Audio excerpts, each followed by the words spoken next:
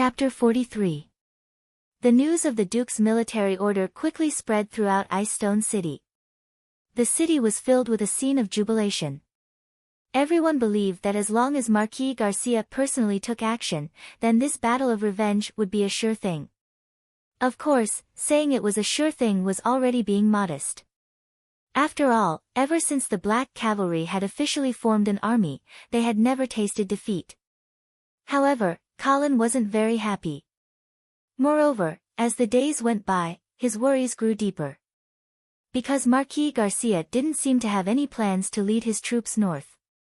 Moreover, the private armies of the various lords of the northern frontier were continuously converging towards Ice Stone City, almost turning the entire city into a huge military camp.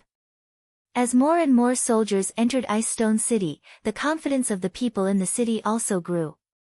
In their eyes, this should be the various lords responding to Marquis Garcia's call to gather their troops and cooperate with the Black Cavalry to attack the Sky Ice Plains. However, Colin, who knew the original text of the Duke's military order, wasn't so optimistic. Because he clearly remembered that Knight Bliss had personally told him that the Duke's order was for Marquis Garcia to lead the Black Cavalry to chase after the trolls, but never for him to gather the private armies of the various lords to attack together. Could it be that Marquis Garcia had lied about the Duke's military order? What was he planning to do by gathering so many troops? Was he really planning to attack the Sky Ice Plains? Or, Colin's bad premonition became more and more serious. For the next 10 days, the Black Cavalry still didn't make any moves, but the private armies of the various lords of the northern frontier were gathering more and more. Seeing that the situation was about to slide into the most dangerous abyss, and that Ice Stone City was about to become a huge barrel of gunpowder, Colin had already made plans to escape. However, at this time, he suddenly received a message from Vera. "Miss Vera wants to see me." "Yes." Under the gaze of the maid, Colin hesitated for a while before finally sighing, "All right, lead the way." The maid led Colin into the Sioux Duo clan's castle and arrived at a garden in the backyard of the castle. In the garden, Colin saw Vera's figure at a glance. After not seeing her for a long time, this female mage had lost a lot of weight. It seemed that she was also worried about the current tense situation. "Colin, you're here." Vera looked calm and serene under the morning sun. She wasn't dressed in noble attire today. Instead, she was dressed casually. She was wearing a thin white shirt and a short black skirt. There was a small rose embroidered on the left breast of the shirt and the corner of the skirt. However, even with such a simple disguise, it was hard to hide her beauty. When Colin came in, she was concentrating on taking care of a plant in the garden. After seeing Colin, Vera smiled and waved at him, as though she was a young girl who was waving at her first love. He didn't know why, but as soon as he saw Vera, Colin's anxious heart suddenly calmed down. He walked over and bowed. "Good morning, Miss Vera." "Good morning, Colin. Have you had breakfast?" "Yes, I have." "Then, would you like something to drink?" "Coffee." Vera gestured for the maid to bring a cup of coffee. Colin thanked him and took it. He took a sip. After the rich bitterness entered his mouth, it turned into a faint sweetness, with a fragrance that seeped into his soul. "Not bad, right?" Vera smiled when she saw Colin's expression. "This is the Sioux Duo clan's treasure." "Ha, then I am still taking advantage of you."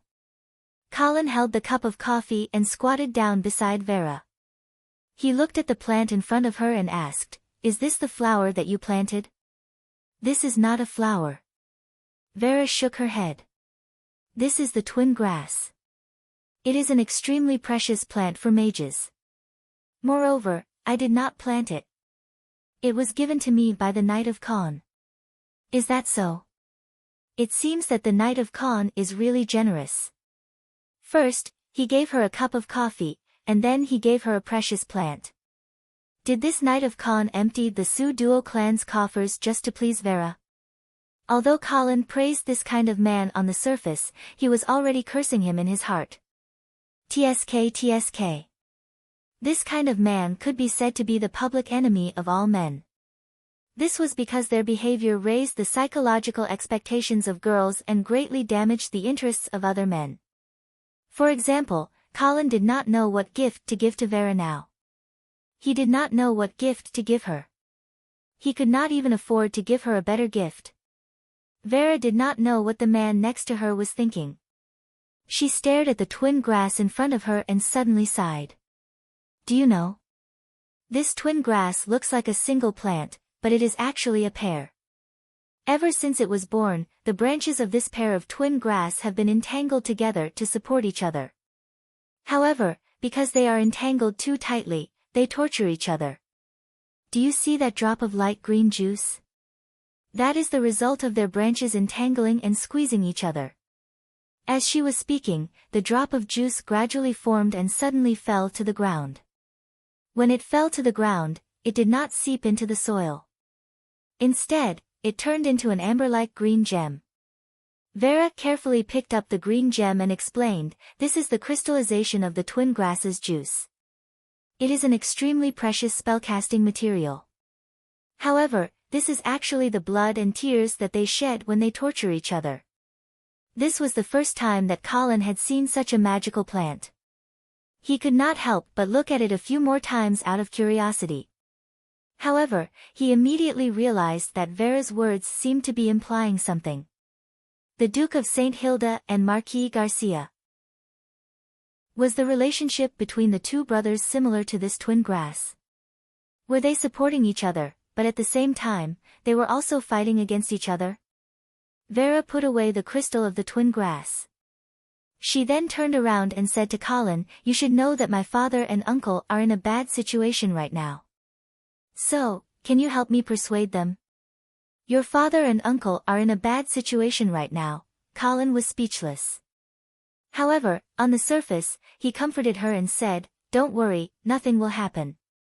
However, I am an outsider. It is not easy to persuade them." "Have you tried to persuade them yourself?" "Of course I have." Vera puffed up her cheeks and seemed to be a little angry.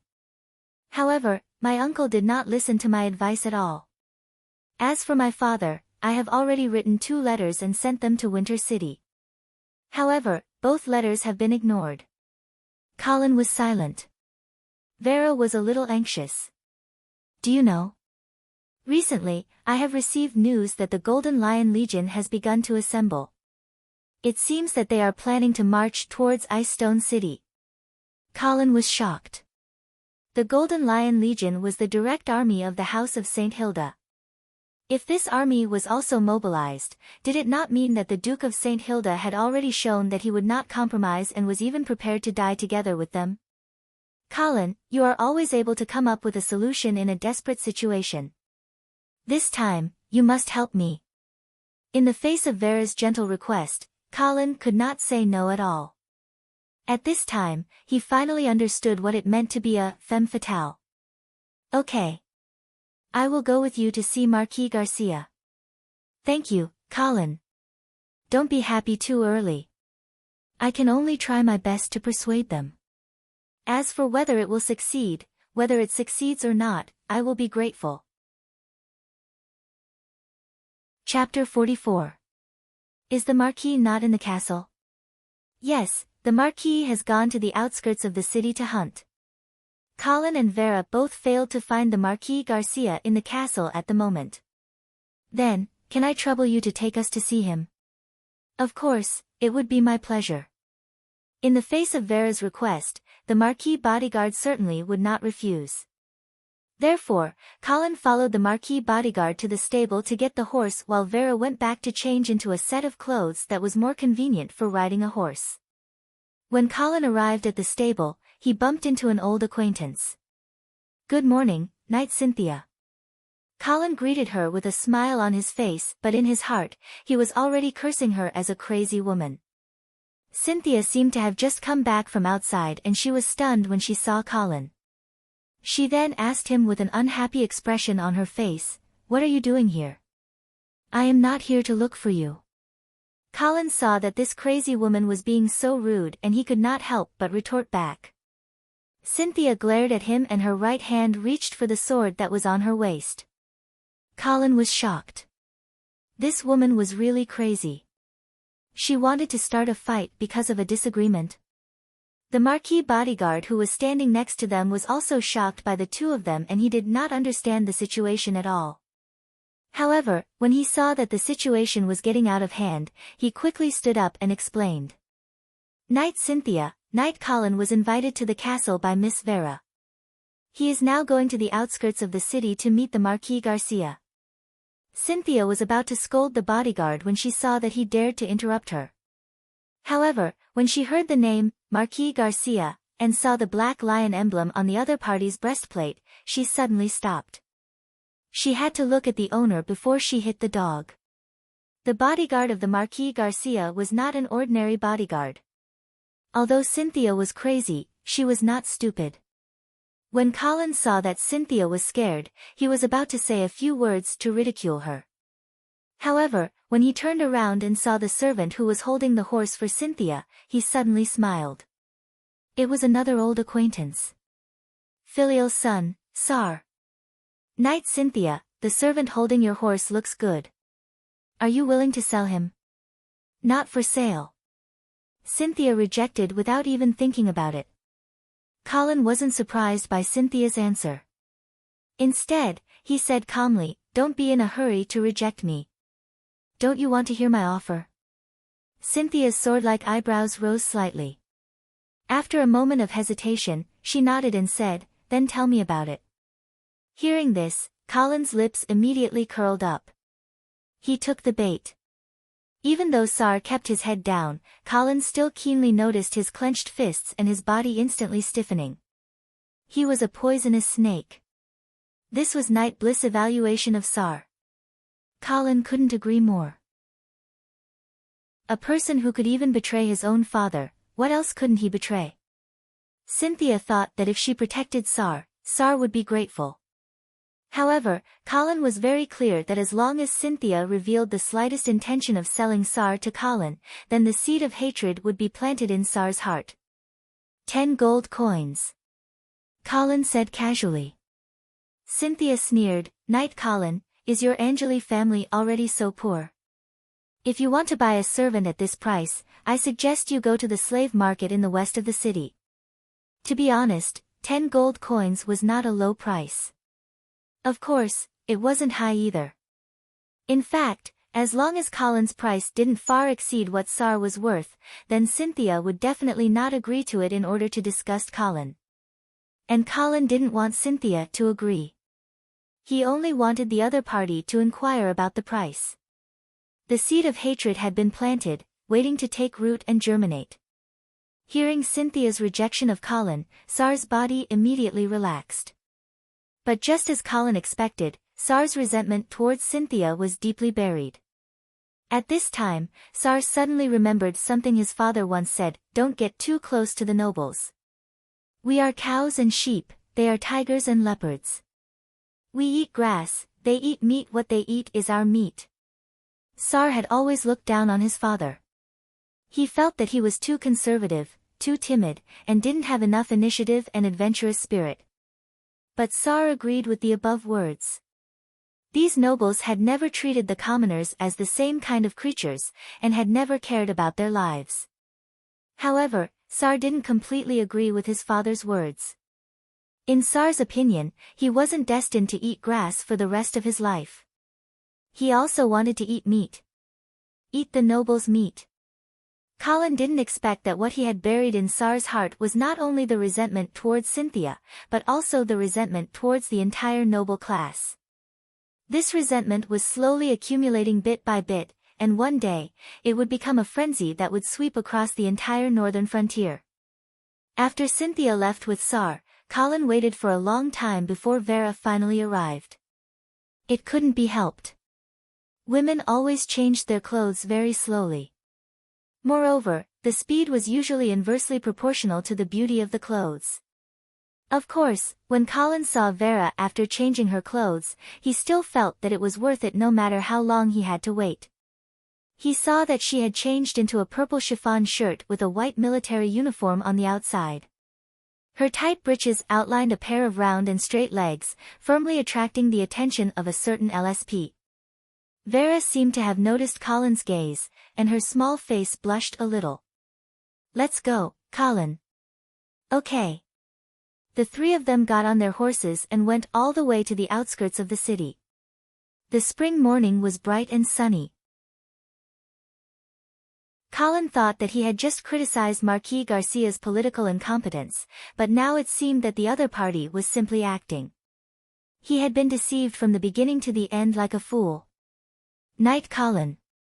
Marquis Garcia suddenly turned to Colin. "Someone told me that you were born to be on the battlefield. Do you dare to hunt in the sky ice field with me?" Colin only felt blood rushing to his head, and the figure of Marquis Garcia became so tall in his eyes.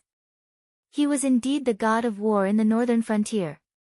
He was indeed the guardian of the human race. He was indeed the idol of all the young people in the northern frontier. How could such a person get caught up in the whirlpool of internal strife and deceit? His journey would always be the same, the sky ice field. Thinking of this, Colin replied loudly, "Why wouldn't I dare?" Marquis Garcia laughed heartily as he waved his long whip and gave an order. "Go!" The 50,000 cavalrymen were like a black tide that covered the sky and the earth, rolling towards the north. Chapter 45. Colin originally thought that the northern frontier of the Radiant Empire was cold enough. But now he realized that compared to the sky ice plains, the northern frontier was like a giant greenhouse. It was almost the end of May. If it was the northern frontier, it would already feel like summer. But in the sky ice plains, it was actually snowing. No wonder the northern frontier didn't continue to expand their territory to the north even when they had the absolute advantage. The people of the northern frontier really didn't want to come to such a bitter and cold place. Amidst the howling northern wind, the swirling snow quickly dyed the world white. The 50,000 black cavalry were like a surging black tide, galloping north in the snow. The hooves of the horses trampled on the ground, shattering the snow and turning up the cold, hard soil. The rumbling of the horses' hooves mixed with the clashing of armor, accompanied by the whistling of the wind, created a strong and murderous melody. It had been more than half a month since they left Ice Stone City, but they hadn't encountered a single troll army along the way. This wasn't strange. When the troll army had started to retreat, the black cavalry had been slow in their pursuit. Plus, they had been delayed in Ice Stone City for so long that the troll army had retreated a long time ago. However, the troll army had reaped a great harvest from the northern frontier this time. They definitely wouldn't be able to leave quickly with the loot they had plundered. Based on the speed of the black cavalry pursuit, Colin estimated that they would be able to catch up to the troll army's tail in a few days if they didn't chase in the wrong direction. Marquis Garcia seemed to have realized this as well. In the past few days, the number of scouts he had sent out had increased significantly. But the sky ice plains was still too big. The troll army of 300,000 seemed like a lot, but when thrown into this vast ice plains, it was like a drop in the ocean. Plus, in this kind of wind and snow, the tracks left behind by the army would be quickly buried. It was basically a fool's dream to try to track them down. Therefore, the first difficulty of this pursuit was to find the troll army's tracks in the vast ice plains. This required one to be extremely familiar with the geography of the ice plains and be very clear about the possible retreat routes of the troll army. In any case, Colin was completely at a loss. He had never been so deep into the sky ice plains, so he knew almost nothing about this place.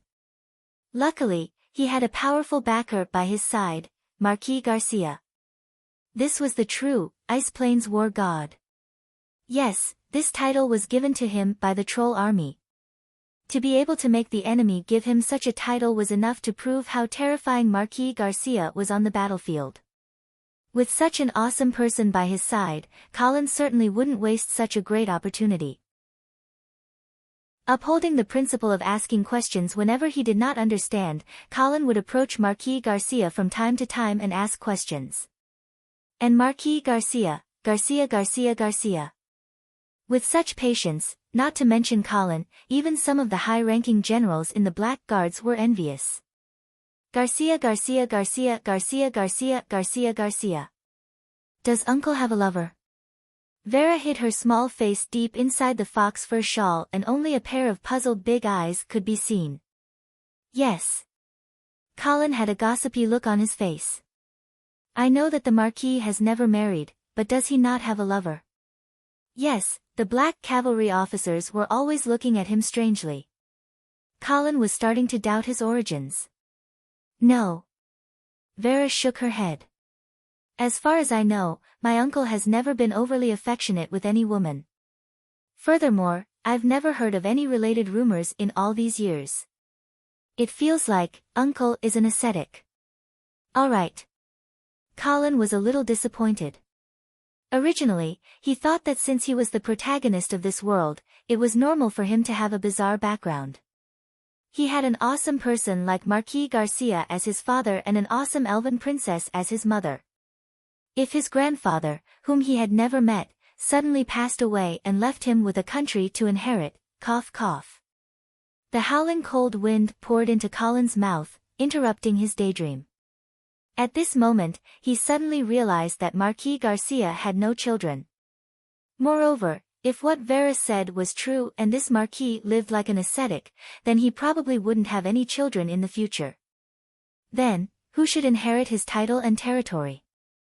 Could it be that he wanted to find an adopted child? This was a possibility. However, there was another possibility.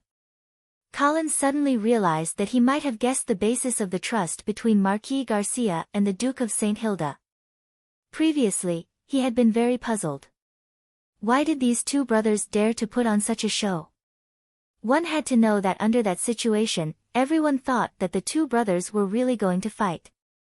But who would have thought that it was actually a feint in the end? It was hard to believe that this kind of tacit understanding and trust would appear between these two brothers.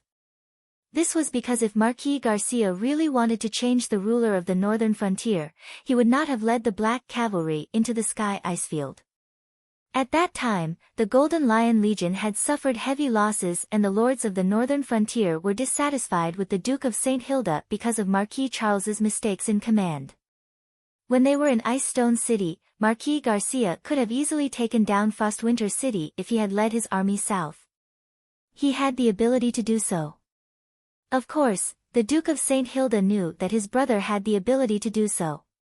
So, was he not afraid that his brother would make a false promise? Unless, Marquis Garcia had given him some kind of promise. Of course, this promise was definitely not a verbal one. It was a substantial promise that could not be broken. Perhaps Marquis Garcia had promised his brother to have no descendants. If there were no descendants to inherit the title, what was there to fight for? This, perhaps, was the basis of their mutual trust. Just as Colin was letting his imagination run wild, a scout suddenly sent back a message. They had discovered traces of the troll army ahead. They had finally caught up. Colin could clearly feel that the soldiers were instantly excited. These soldiers who had trekked thousands of miles in the wind and snow did not have the slightest bit of slack or cower. They only had a monstrous will to fight. This was the strongest army in the northern frontier, the Black Cavalry. However, Marquis Garcia's military order came, ordering the entire army to stop advancing and set up camp on the spot. This was normal. After all, it was impossible to rush forward as soon as they discovered traces of the enemy. That was not marching to war, that was called recklessness. A calm general would understand the situation of the enemy in detail before making further decisions. Colin followed Marquis Garcia for a few kilometers and came to the place where the scouts had discovered traces of the enemy.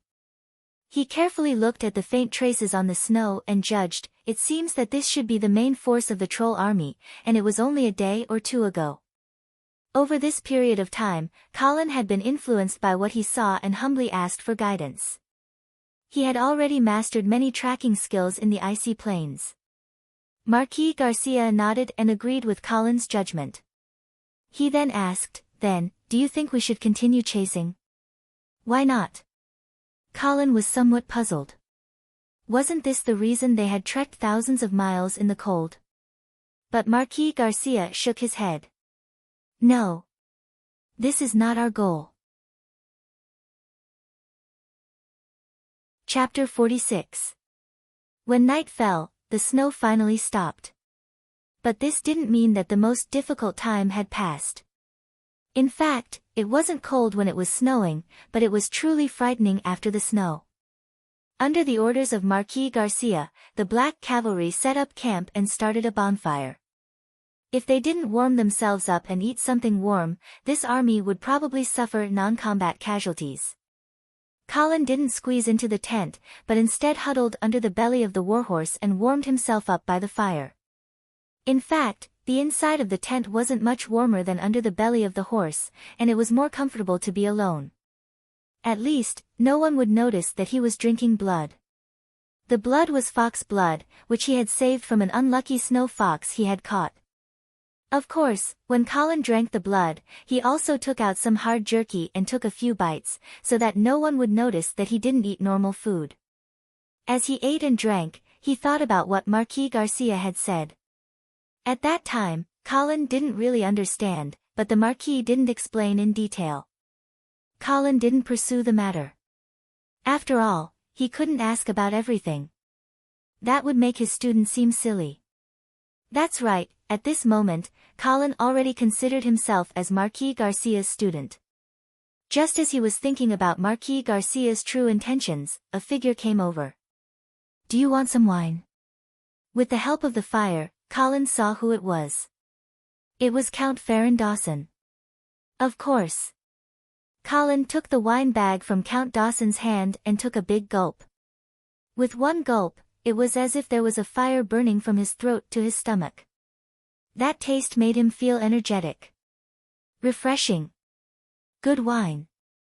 Count Dawson laughed loudly and said proudly, "Of course, we dwarves don't dare to say that our wine is the best in the Empire, but it's definitely the most powerful. It's especially suitable to drink in this damned weather." Compared to the 5 major races in this world, the dwarves weren't considered a big power.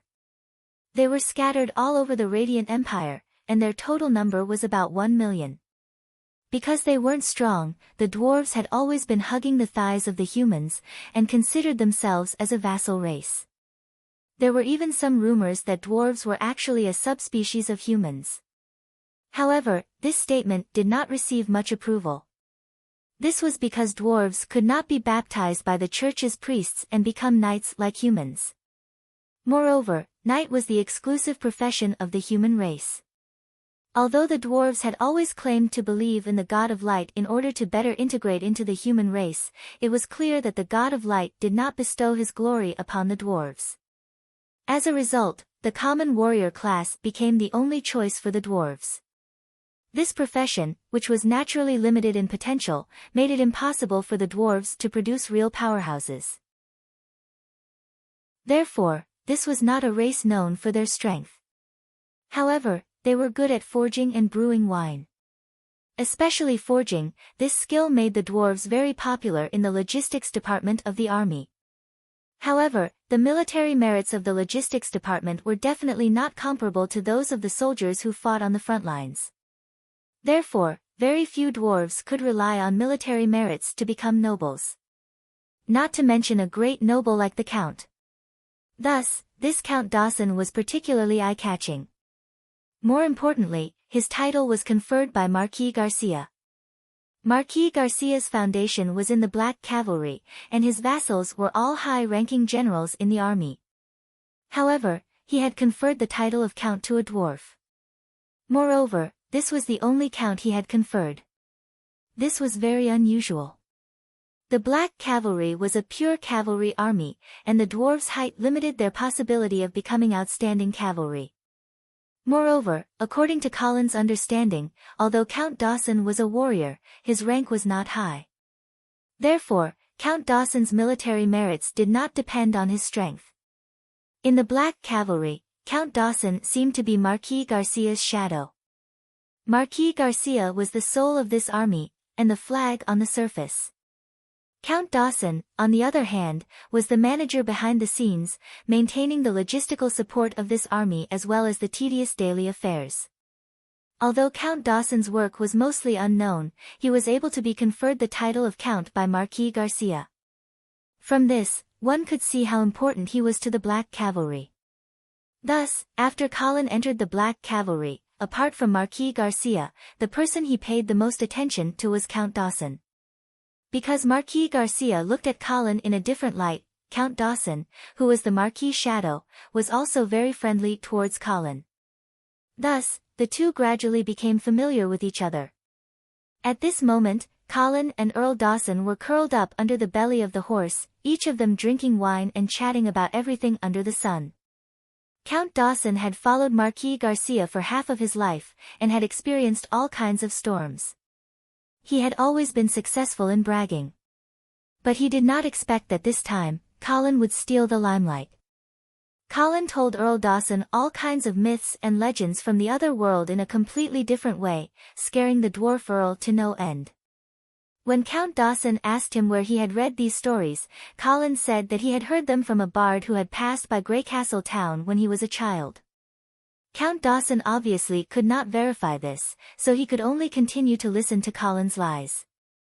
After a round of bragging, Colin felt much better. Now I understand why Marquis Garcia values you so much. Why? Because you can brag. Colin laughed heartily. He obviously knew that the other party was joking.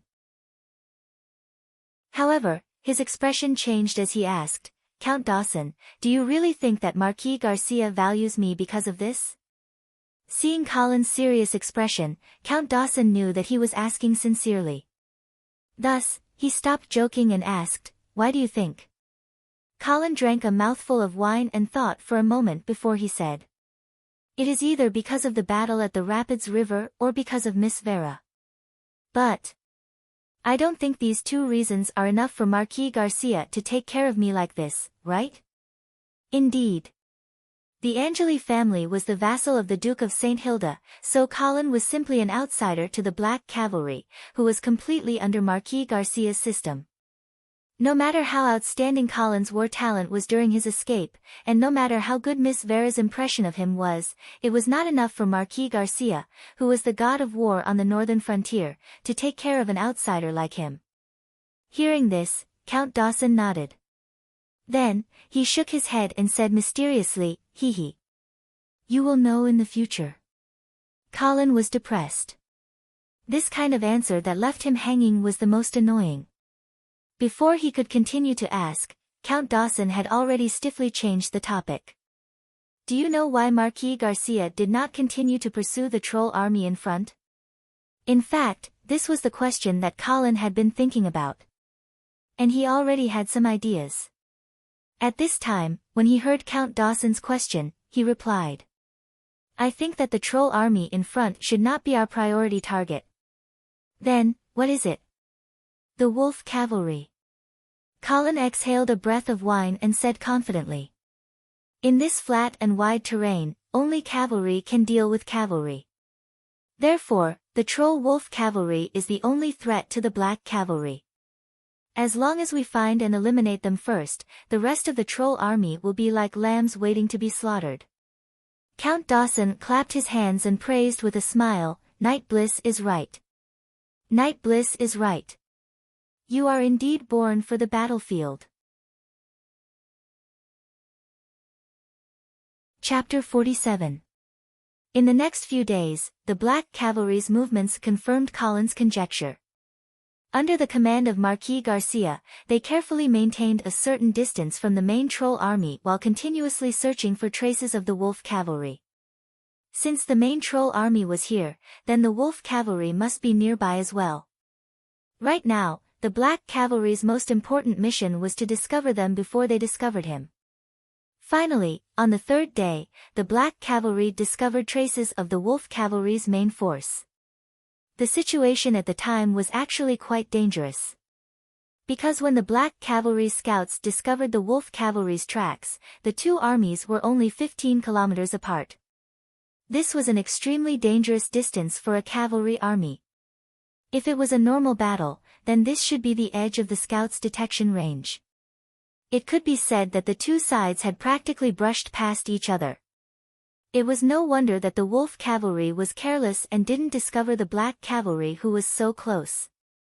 Because they didn't even realize that there was a pursuing army behind them. This was the reason why Marquis Garcia had purposely put on a show earlier. The trolls were completely paralyzed. In their eyes, the Black Cavalry should still be in Icestone City right now and might have already started fighting with the Duke of St. Hilda's Golden Lion army. Even if the trolls really did have spies in Icestone City, they wouldn't be able to send the Black Cavalry's movements to the troll army in time. Because the fastest method of communication in this world was carrier pigeons. However, carrier pigeons could only find their way home based on magnetic field changes, so they could only be used to send messages to a fixed location. The troll army that was on the move definitely wouldn't be able to receive the carrier pigeons. The second fastest method of communication was the human flesh delivery on horseback. However, the Black Cavalry himself was a cavalry, so his speed wouldn't be slower than a messenger on horseback. Not to mention, they would also pay attention to the situation behind them and wouldn't let a messenger pass by so easily. Thus, Marquis Garcia had actually made use of the time difference in obtaining information to put on a show with his brother, and then relied on the amazing mobility of the Black Cavalry to catch the trolls off guard. However, even though the enemy was right in front of him and was defenseless, Marquis Garcia did not immediately launch an attack. Instead, he ordered the army to follow the path taken by the wolf cavalry and chase after them. As an excellent general, patience was one of the basic qualities that one must have. After that, the two sides maintained a distance of 30 to 40 miles until night fell. The wolf cavalry stopped setting up camp to rest, and the black cavalry also stopped advancing at the same time. The north wind whistled, and snow began to fall. This made it easier for the Black Cavalry to hide their tracks. That night, no fire was allowed in the Black Cavalry's camp. Without a bonfire, Colin was finally unable to withstand the cold wind outside and entered Count Dawson's tent. Count Dawson was very enthusiastic, and he once again took out a bottle of liquor and chatted with Colin as they drank.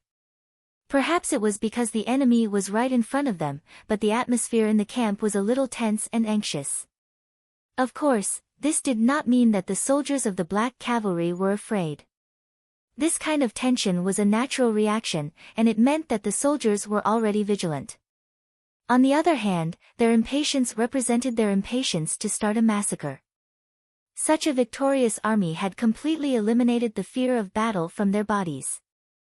Count Dawson and Colin did not talk for too long that night. They also knew that the battle was imminent, and in order to preserve their energy, they went to bed early. Although it was the Count's tent, there were still 7 or 8 people squeezed inside. These were all the Count's squires. In order to maintain mobility, the Black Cavalry would definitely bring as few tents as possible. Even the Count could only squeeze with his squires for the time being. In the entire army, only Marquis Garcia and Miss Vera were qualified to have their own tents. Colin did not dare to squeeze into their tents. Although he really wanted to squeeze into the latter's tent, in fact, Count Dawson's tent was already very big. Those ordinary soldiers' tents could even squeeze 20 to 30 men. With so many men squeezed into one tent, it was inevitable that the smell would be a little pungent, and the sound of snoring would come one after another. However, Colin, who had been trekking for an entire day and was almost freezing, did not care about these things. He almost fell asleep immediately. However, before he could sleep enough, he was woken up by Count Dawson. "What's the matter?" When Colin woke up, he realized that it was only past midnight. He was a little upset. Marquis' military order. In 1 hourglass, the entire army will set off. When he heard that it was the Marquis' military order, Colin, who was still a little upset, could only get up obediently. In the other tents, the sound of the officers waking up the soldiers could be heard. However, these officers were not as gentle as they used their feet to wake up the soldiers. "Bastard! Why are you sleeping so soundly? I have already squeezed into your tent for so long and you didn't even notice me. Where is your alertness? Ah, don't kick, don't kick. I will get up now. After a short period of chaos, the black cavalry quickly gathered and followed the trail of the wolf cavalry. Are you preparing for a night attack? Colin moved to Count Dawson's side and asked softly. Night attack. Count Dawson looked at Colin with a strange look in his eyes. He then realized that the other party was still young and did not have much experience in leading troops. Therefore, he patiently explained the situation to Colin. After listening to Count Dawson's explanation, Colin finally realized that he had been deceived by those unscrupulous novels. Don't look at the plot of attacking a camp in the middle of the night in novels. In reality, very few generals dared to do so. Even if there was really a night attack, it would generally be a small-scale attack. A large army would never fight at night. The reason was simple: the risk of fighting at night was too great. Borrowing the darkness of the night could indeed catch the enemy off guard, but it was also very easy for one's own side to fall into chaos due to improper military orders. If one was not careful, both sides would suffer. For cavalry, a night battle was even more impossible. This was because the darkness of the night restricted the warhorses even more. Let's talk about the terrain. Although the Sky Ice Plains was a large plain with flat terrain, it was a flat terrain. No matter how flat the terrain was, it was inevitable that there would be some ups and downs, and there would be many potholes. These small ditches were not a problem during the day, and the warhorses could easily gallop through them. However, at night, they were extremely dangerous. If one was not careful and the horse's hooves were to be injured, then the joke would be huge. Therefore, for a cavalry army, it was still possible to hold torches or use the moonlight to slowly march. However, if they wanted to charge into battle, then their brains would be muddled. Marquis Garcia naturally would not make such a low-level mistake. Therefore, at this moment, his orders were only for the black cavalry to use the darkness of the night to carefully approach the wolf cavalry camp, and not to attack in the darkness.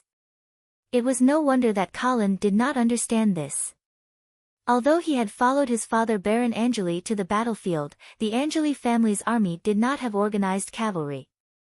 Cavalry was an expensive troop type, and normal nobles could not afford to raise them. Therefore, he knew very little about cavalry warfare. Under the bright moonlight, the black cavalry approached the enemy step by step. The spare horses and supplies were left in place, and the hooves of the warhorses were also wrapped in cloth. The whole process of the march was not completely silent, but it could definitely be considered secretive and quiet. It was as if he was an experienced hunter quietly approaching his prey. The moment the prey noticed, perhaps the arrow would have already been shot in front of him. After an unknown amount of time, Colin finally saw the dots of light in the distance. It was the bonfire of the troll camp that had not been extinguished. Colin took a deep breath and held the long sword in his hand tightly. At this moment, the Marquis military order came again. All troops, rest and reorganize. At this moment, it was the darkest time before dawn. The whole black cavalry was completely hidden in the darkness, quietly waiting for the moment when the sun rose. The moment when the slaughter began. Chapter 48. When the first ray of sunlight shone on the ice plains, the snow suddenly stopped. Colin, who was dozing off, felt someone nudging him. What's the matter? Are we going to fight? Colin instantly woke up. Yes. Count Dawson, who was beside him, had a resolute expression as he looked forward. At the same time, the messenger ran back and forth in the army formation, passing on the Marquis orders. Everyone, get on your horses and prepare for battle. Following this order, the black cavalry gradually woke up. The soldiers began to check their armor, horse gear, and weapons. Then, under the urging of the officer, they got on their horses and got into formation. As the sky gradually brightened, rows of cavalry in black armor were already neatly arranged on the ice plains. The aura of slaughter began to spread in the army formation. Faint traces of blood slowly appeared in each and every pair of eyes. All the exhaustion and coldness disappeared without a trace at this moment. All that was left was surging hot blood and unconcealable tyranny. Colin, who was in the middle of it, could not help but be infected by this atmosphere. His breathing gradually became heavy, and his rationality gradually faded. A primitive and bloody impulse that was rooted in the blood of all living creatures began to flourish. At this moment, he suddenly understood what a real army of tigers and wolves was, an invincible army. On the other hand, the troll camp was still as quiet as before. They simply did not know that the scythe of the Grim Reaper had quietly descended and was almost at their necks. Among the black guards, everyone's gaze turned to where the black lion flag was. They looked at the figure of the man under the flag. Like countless times in the past, there was no stirring speech before the battle. Marquis Garcia slowly pulled out the sword at his waist, raised it high above his head, and pointed it forward abruptly. In an instant, the low sound of a bugle horn sounded. Woo! The army began to surge forward. First, they slowly jogged, then gradually increased their speed. Finally, at a suitable distance, they entered the state of galloping and charging. As the most elite cavalry in the northern frontier, the Black Cavalry could be said to be the Black Cavalry's most elite cavalry. This kind of battle rhythm was completely integrated into the blood of every Black Cavalry soldier. They did not even need to be commanded by their generals. The rumbling of horse hooves reverberated across the icy plains, finally becoming the only sound in the world. At this time, the giant demon was finally alarmed. However, most of the trolls hadn't even woken up from their slumber. Even if they had woken up, they hadn't had time to eat breakfast, let alone weapons and armor. Countless trolls ran out of their tents in a panic, shouting and asking their equally confused companions what had happened. The commander of the Wolf Cavalry, General Quake, also woke up from his dream and immediately realized that something was wrong. Just as he raised his saber and rushed out of the tent, he saw a guard rush over with a panicked expression. "General, it's not good. The enemy is coming." Quake kicked the guard over, then jumped onto the back of his wolf mount and looked in the direction of the sound. Then, his eyes instantly widened to the extreme, as if they were about to split open. Because he realized that cavalry, a lot of cavalry, were charging towards them. Quake's first reaction was that it was impossible. He had led troops in battle for so many years, but he had never let so many cavalrymen get so close to him before he realized it. Such a strange thing almost subverted his understanding of the world. But in the next moment, Quake threw all of his inconceivable thoughts aside. Because he had already seen the Black Lion flag fluttering in the wind. Black Cavalry. In an instant, all the blood in Quake's body froze. He suddenly calmed down. It was as if at this moment, the leader of the Wolf Cavalry had foreseen his inescapable fate. The light in his eyes completely disappeared, leaving only a deep, deathly stillness. Quake immediately grabbed a guard by the collar and roared in a low voice. "Immediately lead a team of Wolf Cavalry and run southwest. Run all the way, don't look back. No matter what, you have to inform His Highness Prince Gamber that Black Cavalry is coming." Then General, the guard was still hesitating, but Quake had already pushed him far away. Get out of here, get out of here." After that, Quake pulled out his scimitar and rushed in the direction of the Black Guards without hesitation. The desolate sound of a horn finally rang out from the troll camp. As the most elite warriors of the troll race, these Wolf Cavalry were caught off guard, but under Quake's leadership, they quickly organized themselves and prepared for the upcoming battle. But it was still too late. The Wolf Cavalry didn't even have time to speed up before they discovered that Black Cavalry's vanguard had already crossed the short distance and rushed in front of them. The human cavalry, full of murderous intent, raised their sabers at an angle. Under the morning sun, they looked like a surging silver wave. Then, this surging wave instantly rushed into the troll camp, bringing with it a spray of blood and flying limbs. Quake roared at the top of his lungs, trying to maintain the loose formation and not let it be completely destroyed.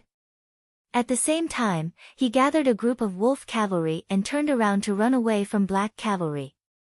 This wasn't an escape. The moment he saw the black lion flag, Quake was prepared to die in battle. Quake didn't feel humiliated to die at the hands of Marquis Garcia. Instead, he felt honored. But he still had some regrets. Because he felt that he wasn't ready.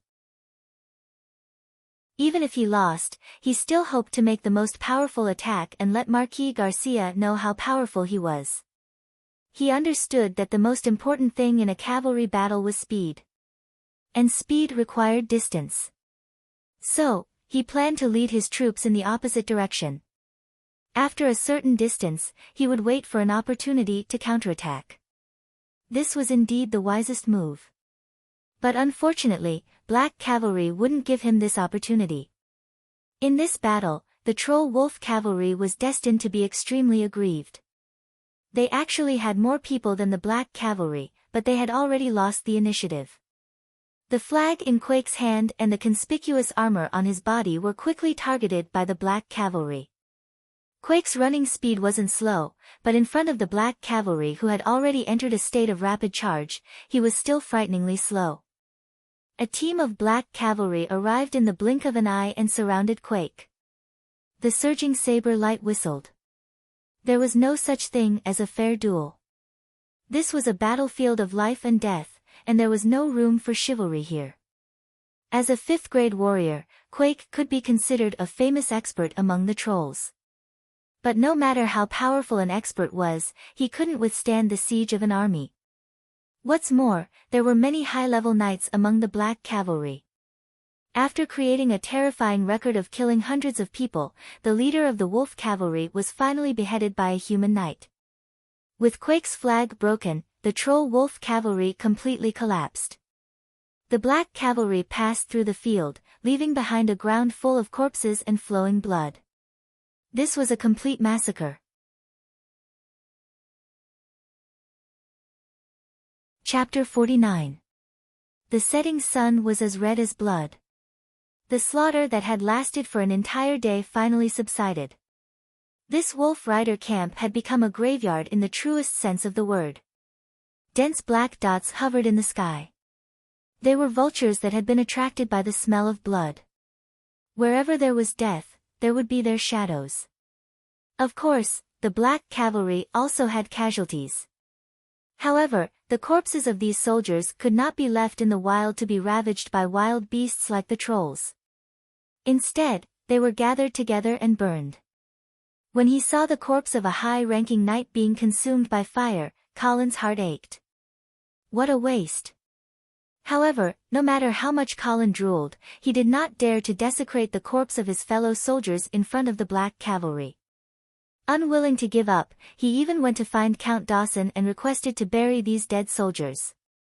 Count Dawson rolled his eyes and said, "Why don't you try digging a hole in this ice field?" Colin really did try. He was half dead from exhaustion. The frozen ground here was too hard to dig. No wonder the black cavalry chose to cremate them. Helpless, Colin could not continue to pester him and could only give up. After cleaning up the battlefield, the results of this battle were estimated. The trolls had left over 30,000 corpses here. Of course, there were even more wolf cavalry that had fled in the chaos. Therefore, the battle was not over yet. What followed was a bloody and cruel pursuit. The trolls' commander's tent had now become the black cavalry's temporary command post. Marquis Garcia expressionlessly gave out battle orders. Under his command, the black cavalry was like a precise mechanical octopus. It stretched out its tentacles and tightly wrapped around the wolf cavalry that were trying to escape until they were all strangled to death. Colin hid in a corner, carefully observing and learning. This was a rare opportunity. Although he did not understand why Marquis Garcia would allow him, an outsider who did not belong to the black cavalry, to observe and learn without restraint, Colin did not feel embarrassed. Not everyone had the opportunity to learn the art of war from the world's most outstanding general. Finally, the military order was issued. The black cavalry officers walked out of their tents in silence. There were no questions or objections. This army was used to obeying Marquis Garcia's orders. Because as long as they were absolutely obedient, they could win one victory after another. It worked every time. This was how prestige was built. When a commander could lead his men to victory after victory, he would be a god in the hearts of his soldiers. In fact, this was the reason why famous generals were always suspected by monarchs.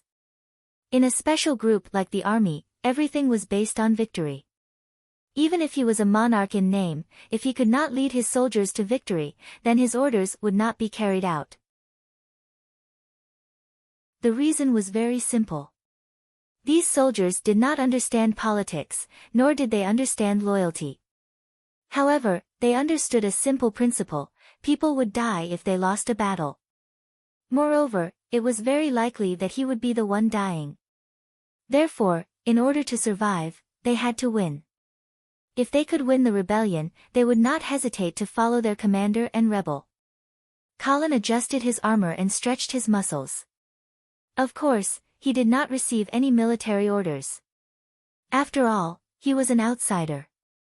In addition to him, there was actually another outsider here, Vera. The female mage was already dozing off. Her head was nodding off, and she looked very cute. However, it was not her fault. After all, she was woken up in the middle of the night last night. Today, she had been fighting for the whole day. She did not understand much of the military meeting just now. Therefore, it was inevitable that she would start to doze off. Hey, wake up. Colin leaned over and nudged Vera with his elbow. Ah. What's wrong? Vera raised her head in confusion. When she saw Colin's mischievous smile, she suddenly blushed. Marquis Garcia was still discussing something with Count Dawson in a low voice. It seemed that he did not notice the small movements of the two outsiders. Is this battle over? Vera glanced at her uncle. When she saw that he was not paying attention to her, she was secretly relieved. It's not completely over yet. Next, we have to chase after the defeated wolf riders. We cannot let them regroup, and we cannot let them join up with the troll army in the southwest. Oh. Vera frowned slightly, but soon the expression on her face became firm again. She did not complain at all. To be honest, this adopted daughter of the Duke was indeed very determined. She was not spoiled at all. The physical body of a mage was weak, but she still insisted on not falling behind. It was indeed commendable. Vera. Marquis Garcia looked at her and said softly, later, you will follow Count Dawson and stay behind to clean up the battlefield. I will lead the army and continue to chase after them. Okay. Vera understood that her uncle was being considerate of her. Therefore, she obediently agreed. After that, Marquis Garcia looked at Colin and said, Knight Colin, do you want to follow me or Count Dawson? Colin immediately straightened his chest and said, I am willing to follow you. Although it would be safer for him to stay behind, and he could also cultivate a relationship with Vera, Colin knew what was important and what was important. How could he give up such a good opportunity to learn? At this time, Marquis Garcia was more attractive than Vera. Okay. Marquis Garcia nodded and strode out of the tent. Colin quickly followed behind him. Even though the Black Guards had set up an inescapable net to prevent the remnants of the Wolf Riders from joining the main Troll army, it was impossible for no one to escape on this icy plain that stretched in all directions. Most of the remaining Wolf Riders were purposely driven away in the opposite direction by the Black Knights. However, there were still a few Wolf Riders that managed to break through the Black Knights' encirclement and regroup with the main Troll army. Therefore, the news of the defeat finally reached here. In the commander's tent, the atmosphere was oppressive and dignified. The tall troll sitting on the main seat looked a little absent-minded at this time. His name was Gombik Woken. He was the southern prince of the Troll Empire. The trolls' ruling system was very similar to that of humans. In fact, This was the result of their efforts to learn and imitate the Empire of Light after being repeatedly defeated. The highest ruler was the Troll Emperor, Modolf Woken. Under him were the 4 princes of the East, South, West, and North. Their status was similar to the Duke of the 4 territories of the Empire of Light. Among the 4 princes, the Southern Prince was the most powerful in terms of prestige and strength. The reason was very simple. The southern part of the Troll Empire was the northern frontier. This direction was not only the greatest threat to the Troll Empire, but also their ancestral land. Guarding the southern part of the sky ice field, if one did not have a certain level of strength, he would have already been killed. Therefore, generally, when fighting against the northern frontier, unless the Troll Emperor personally led the army, the southern prince would be the supreme commander. This time was of course no exception. Gombik Woken, the number 2 figure of the Troll Empire, could be considered an old acquaintance of Marquis Garcia. The two of them had fought for more than 10 years, and Gombik had never won. But even so, his reputation in the Troll Empire was growing day by day. The reason for such a strange situation was that although Gombik had always lost, he had lost the most beautifully. Sometimes, he could even exchange blows with Marquis Garcia. As for the other generals of the Troll Empire, as long as they met the Black Cavalry, they would lose without exception. Therefore, Gombik Woken became the only troll general who could contend against Marquis Garcia. In this southern expedition, Gombik took advantage of the fact that Marquis Garcia was transferred away from the front lines and used victory after victory to announce to the world it was not that Gombik was incapable, but that Marquis Garcia was too abnormal. If you don't believe me, take a look. Once Marquis Garcia is no longer around, no one in the northern region will be his match. But he did not expect that Marquis Garcia would actually return. Moreover, he had used such a quiet method to deal him such a ruthless blow. Gombik stared blankly for a long time before finally opening his mouth. His hoarse voice echoed in the commander's tent, "Everyone, what should we do now?" However, the troll generals in the tent looked at each other in silence. The entire tent was deathly silent.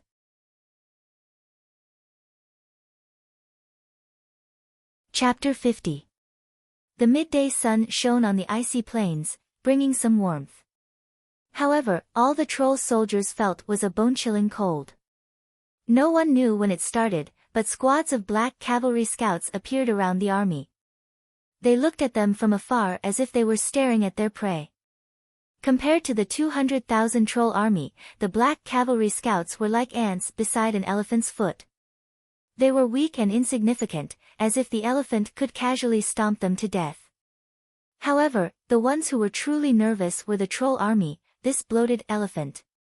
The 200,000 troll army that had won the battle had inevitably spread out during the long march. In particular, the army at the back responsible for transporting the loot had long since disappeared from sight. However, when the news of the wolf cavalry's main force being attacked by the black cavalry came back, the troll army was like a school of fish that had been startled and immediately gathered together. Moreover, under the orders of Southern Prince Gambir, the 50,000 human slaves stolen from the northern frontier were directly abandoned on the icy plains. That's right, before the black cavalry main force could even be seen, the troll army had already taken the initiative to spit out what they had eaten. Prince Gambir was very clear that these human slaves would only become a burden to the army. It was better to just throw them away. As for whether or not these 50,000 human slaves would freeze to death on the ice field, that was not his concern. If the black cavalry took these 50,000 human slaves, perhaps Prince Gambir would wake up laughing in his dreams.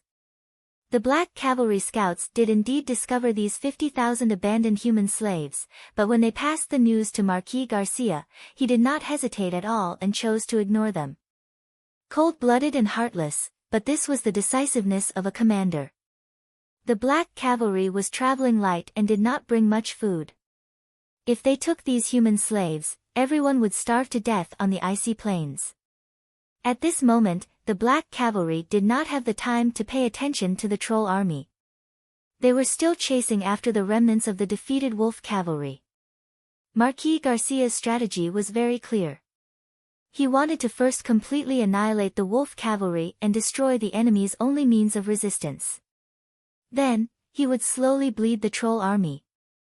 The pursuit of the wolf cavalry lasted for 5 days and 5 nights.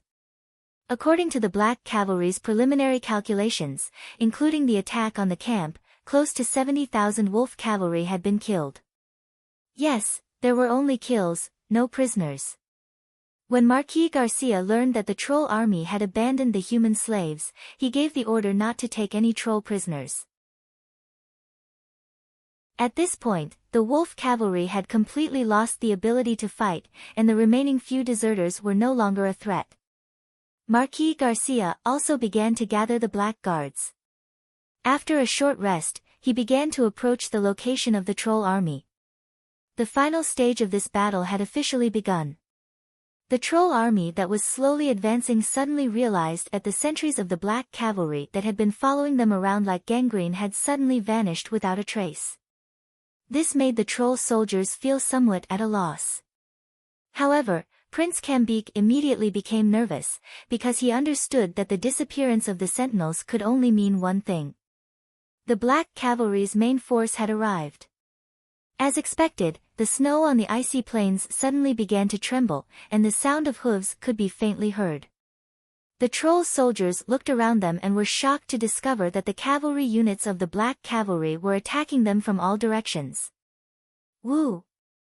The sound of a horn immediately sounded, and after a brief moment of chaos, the troll army began to get into formation to meet the enemy. However, panic still spread uncontrollably through the troll army. Even though they had the advantage in numbers. That black lion flag seemed to have some sort of soul-stirring magic. Every time it appeared in the sky above the icy plains, it would give the trolls a great sense of pressure. The Black Cavalry came very quickly.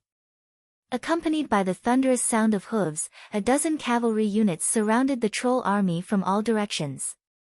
Each unit of Black Cavalry had around 1,000 people, and there were less than 20,000 in total. Compared to the 200,000 troll army, they were like ants trying to shake a tree. However, looking at the aggressive manner in which the Black Cavalry units surrounded them, it was as if they were the rulers of this battlefield. When they got close, the Black Cavalry units immediately changed directions and swept past the troll army's flank. They knocked arrows on their bows, and then the buzzing of bowstrings filled the air. The black rain of arrows was like a swarm of locusts that covered the sky, surging toward the troll army. Don't panic. Raise your shields. Raise your shields. Archers, get ready. Spearmen, get ready. Don't move. Don't retreat. Maintain formation.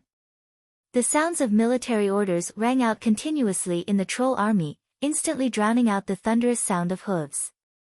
Arrows rained down like a torrential rain, clanging against the shields. However, there were also the sounds of arrows piercing flesh. Large swathes of troll soldiers fell to the ground, their cries echoing through the army. There was no mercy, no hesitation.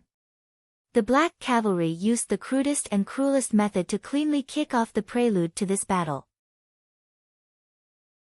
The troll army had already shrunk into a round turtle shell, and the Black Cavalry units were like tangents to this circle. They galloped past the troll army's flank, constantly firing arrows like a torrential rain. When the 20,000 cavalry passed by, a clear line was drawn through the troll army. It was like a wheat field blown by a gale, leaving behind countless corpses and wailing wounded. However, the troll army was not without counterattack. The archers and spearmen in the army calmed down after enduring the first wave of attacks. Under the command of their officers, they began to fire arrows and spears at the Black Cavalry. For a moment, arrows and spears flew back and forth in the air, constantly reaping the lives of humans and trolls. However, the Black Cavalry still had the absolute advantage in mobility. They spread out in the midst of the troll army's counterattack, pulling apart the distance encircling the troll army like a pack of wolves. Once they discovered an opening, they would immediately charge forward to tear it apart. Before the troll army could react and organize a defense or counterattack, they would use the advantage of their warhorses to quickly flee, not giving the troll army a chance to counterattack. This textbook cavalry harassment battle lasted for an entire morning. Only after the 10-odd black cavalry units had retreated did the trolls finally catch their breath. In truth, this attack didn't cause too many casualties to the massive troll army. However, this immense psychological pressure caused every troll to be mentally and physically exhausted. The moment the black cavalry left, they immediately set up camp, starting a fire to cook and licking their wounds. However, before they could even take an afternoon nap after eating, the trolls were shocked to discover that the black cavalry had once again appeared all around them. It was almost a repeat of the morning. The black cavalry had once again split into 10-odd cavalry units, each about 1,000 men, and charged at the troll army once more. The troll generals who were familiar with the black cavalry's organization also keenly noticed that the group of black cavalry in the afternoon was clearly not the same as the one in the morning. This was a war of attrition.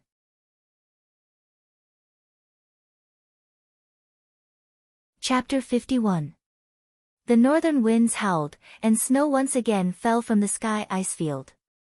However, no matter how heavy the snow was, it could not stop the battle from continuing. It had been 9 days since the Black Guards caught up and began to attack the tortoise shell of the troll army from all directions. For 9 days, the 50,000 black cavalry were split into 3 groups, taking turns to attack the troll army. In these 9 days, the troll army had only advanced 50 kilometers. At this rate, there was no telling how long it would take for the troll army to return to their settlement in the northern half of the Sky Ice Plains. Moreover, they had already left behind 30,000 troll corpses in this short 50 kilometers journey. Perhaps this number of casualties was not a serious blow to an army of over 200,000. However, this pressure of not being able to escape was destroying the troll army's weak nerves day by day, pushing them to the edge of a cliff. The troll army's formation also began to reveal more and more flaws under this constant attack. However, the black cavalry still did not launch an all-out attack. They were like seasoned and cruel hunters, constantly leaving small wounds on their prey, watching it bleed, struggle, and grow weaker by the day. Marquis Garcia was very patient. Colin was also very patient. In fact, Colin even hoped that the troll army could hold on for a while longer. This was because he had learned a lot about cavalry warfare from following Marquis Garcia. This was not something that could be learned from military books or novels. It was also not something that the Angeli family's military education could compare to. In Colin's memory, the family's military education was almost all about infantry warfare. There was no helping it, the Angeli family could not afford cavalry.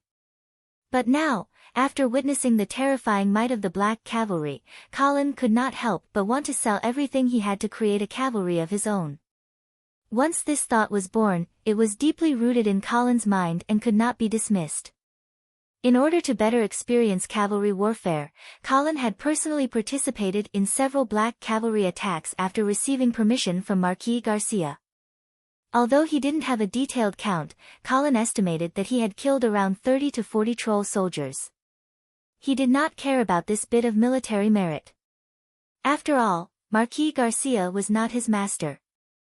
No matter how well he performed, he would not be rewarded by Marquis Garcia.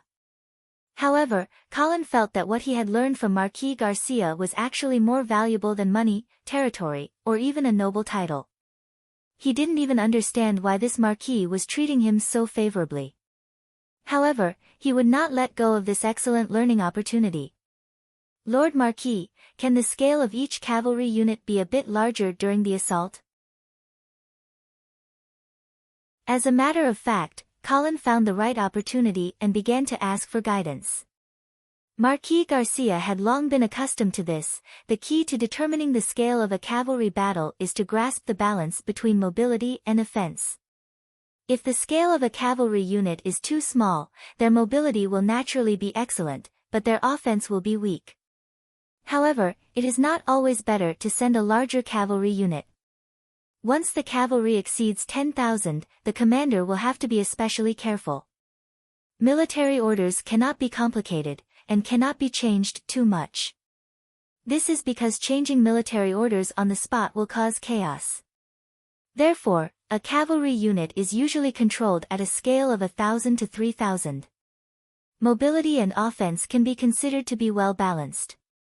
As for the specific deployment, it will be decided on the spot based on the target of the battle, the state of the enemy, and other factors. Colin kept nodding as he listened.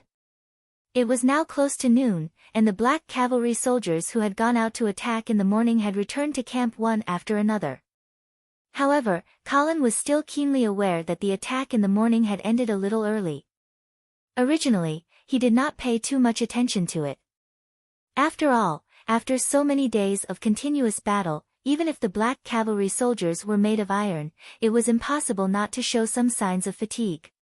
However, the more and more solemn atmosphere in the camp made Colin realize something.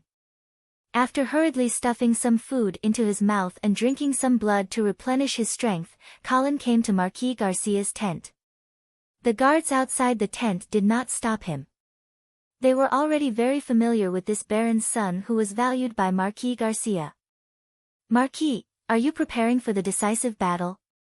Colin looked at Marquis Garcia, who was wearing his armor with the help of his squire, and immediately asked with some excitement.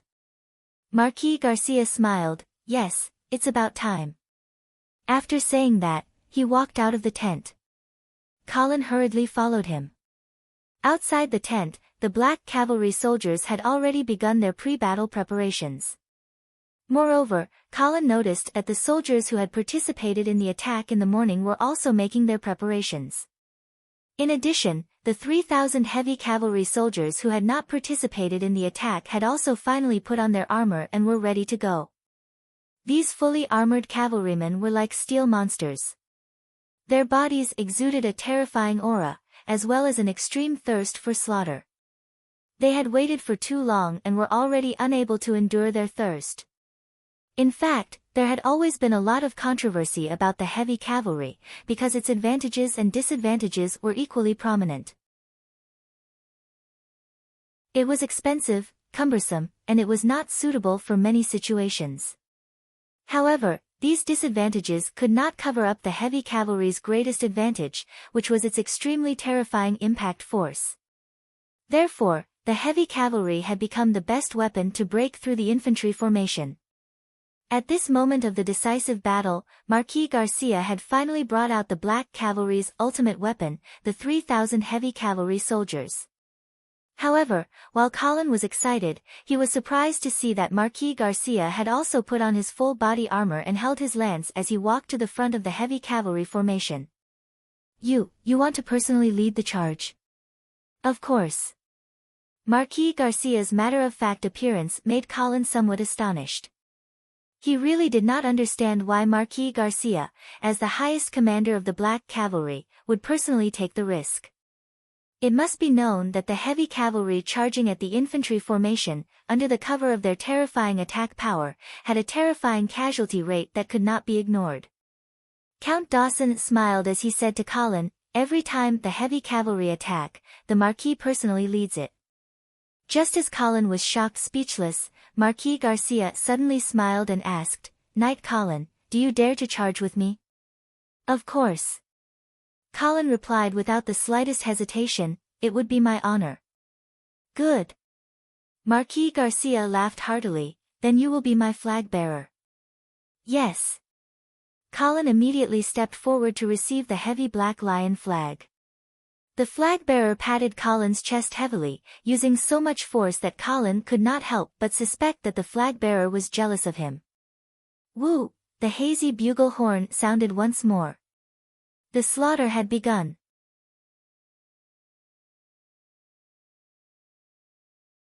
Chapter 52. When the horn sounded on the icy plains, the trolls immediately got into formation. After so many days of battle, the trolls had gradually gotten used to the black cavalry's harassment rhythm. After being terrified for so long, they became numb.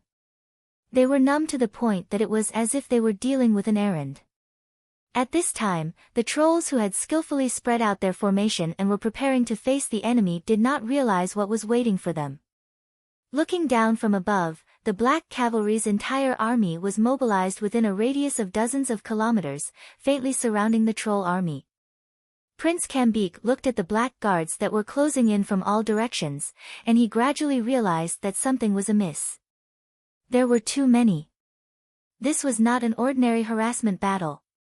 However, even though Prince Cambique had realized that the Black Cavalry's attack was coming, he could not come up with a plan to deal with it. This was because he did not know where the Black Cavalry's main attack was. From the very beginning of this battle, the Black Cavalry's initiative was firmly grasped in their hands. The troll army looked huge, but it was actually extremely bloated.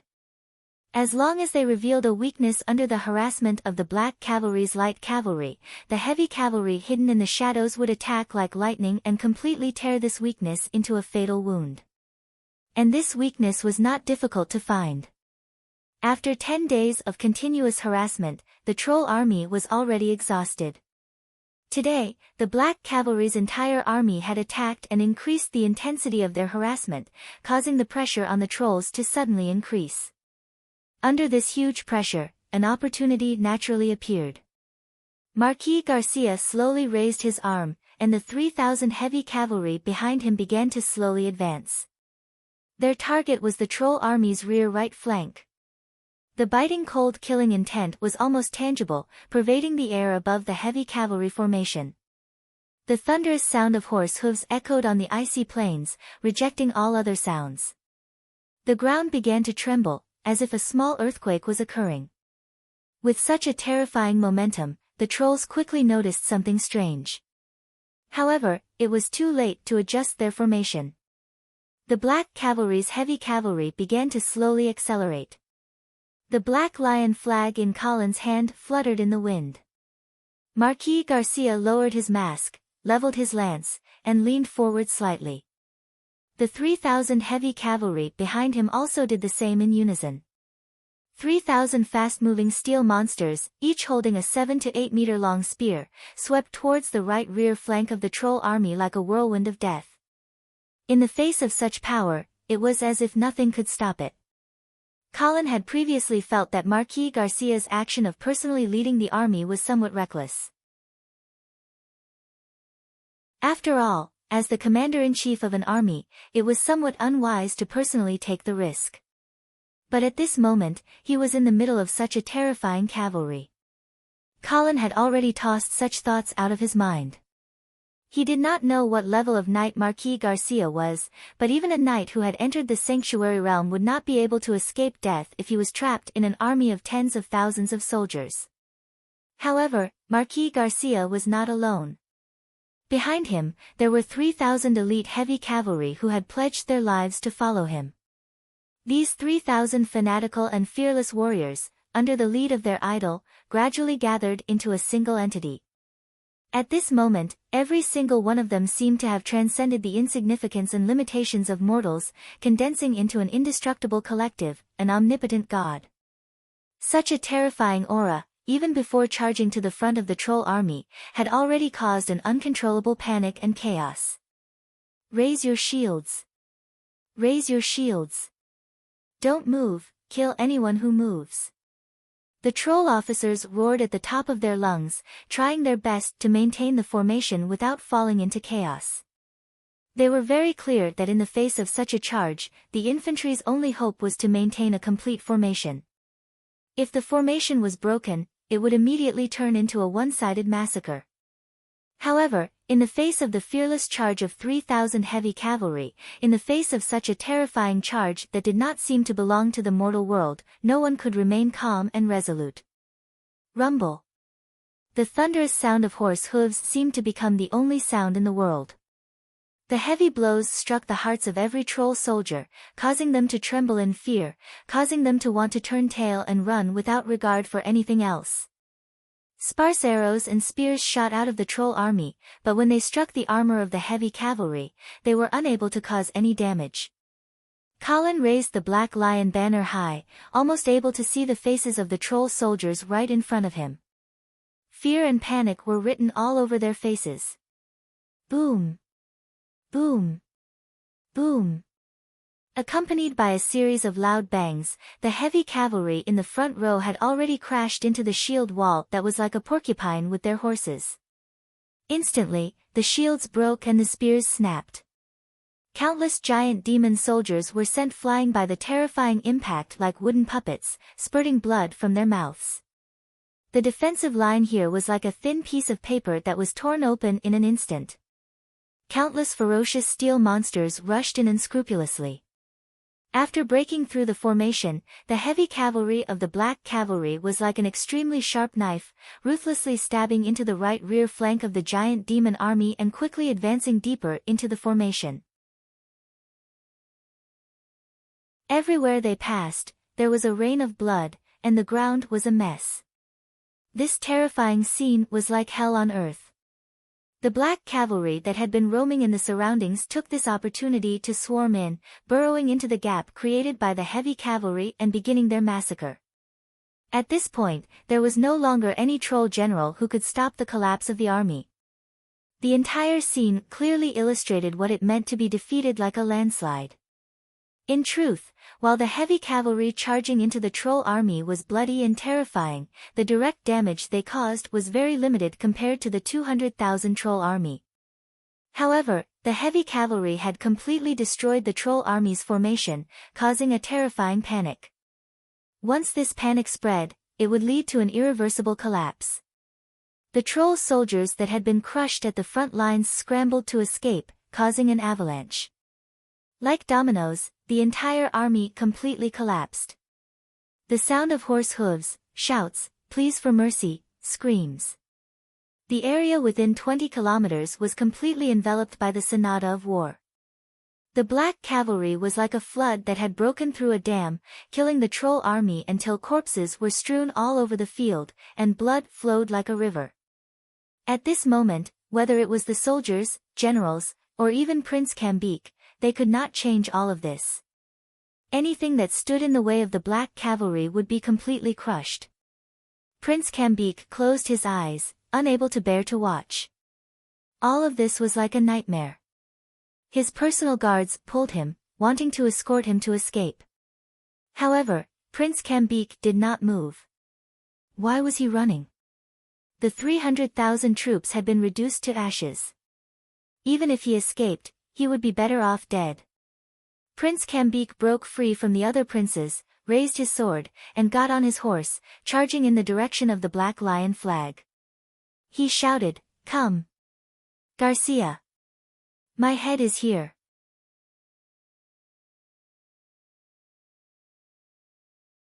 Chapter 53. The setting sun was as red as blood.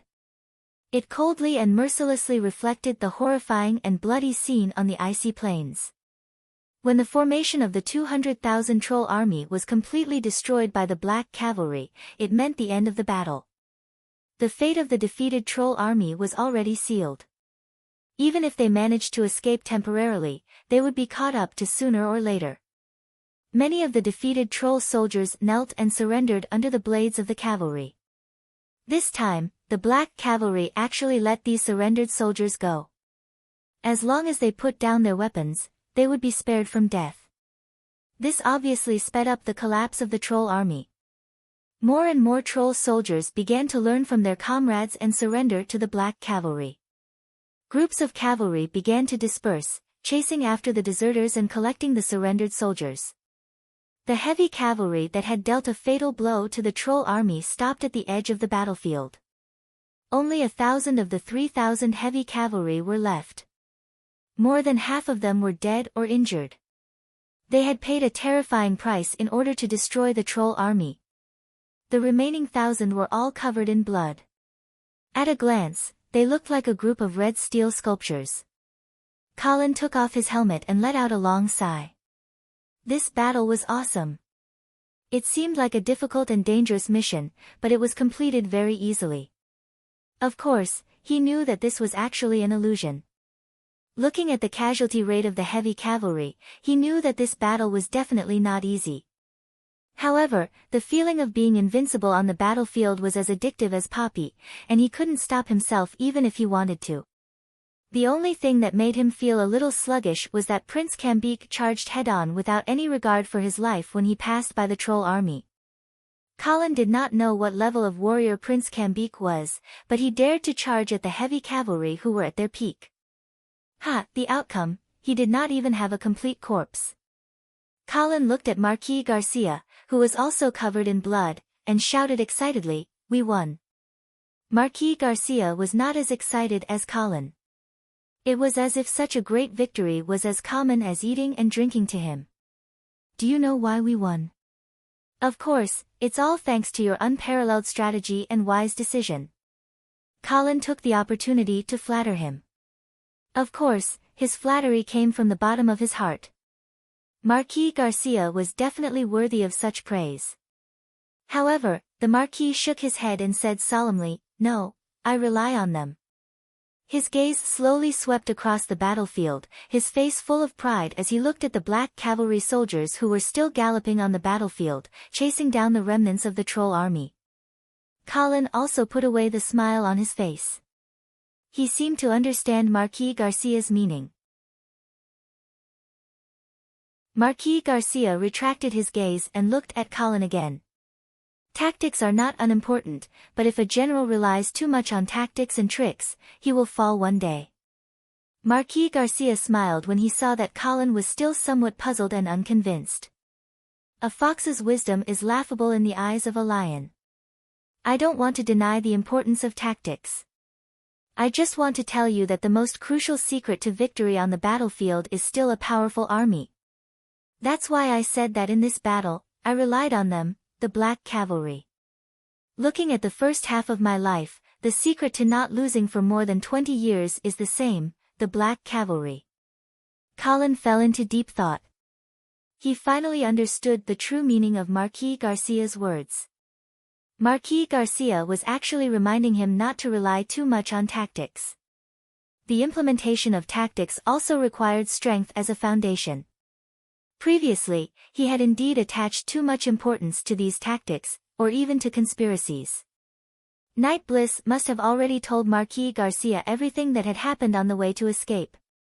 Even if Knight Bliss did not see it clearly, Colin did not think that Marquis Garcia could not see through his little schemes. It had to be said that Colin was indeed somewhat complacent after the Battle of the River Bend. He thought that he had grasped the secret to victory on the battlefield.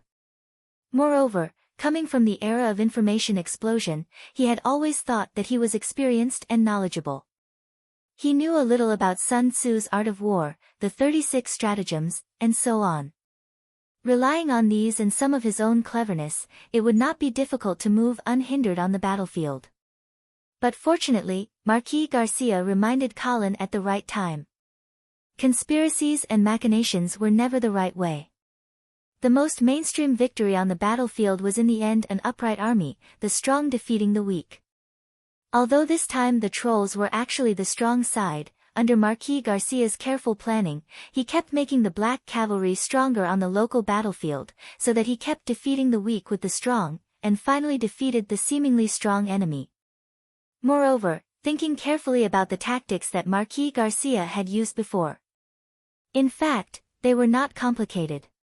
First, he pretended to be at odds with the Duke to confuse and numb the trolls. Then, he suddenly led the army to the north, found the location of the troll wolf cavalry's main force, and succeeded in the surprise attack. Later, he kept harassing the troll army that was tired and had lost the protection of the cavalry. Finally, he used the heavy cavalry to find a flaw and defeated them in one blow. The entire plan was not complicated, and could not even be considered outstanding. It probably did not even have the qualifications to be recorded in a military book. But Colin, who had personally experienced all of this, was very clear. These steps seemed simple, but they were aimed at the troll army's vital points. Moreover, they pressed on step by step, not giving the enemy the slightest chance to breathe. From the beginning to the end, no matter how the trolls struggled, they could not escape the fate of defeat.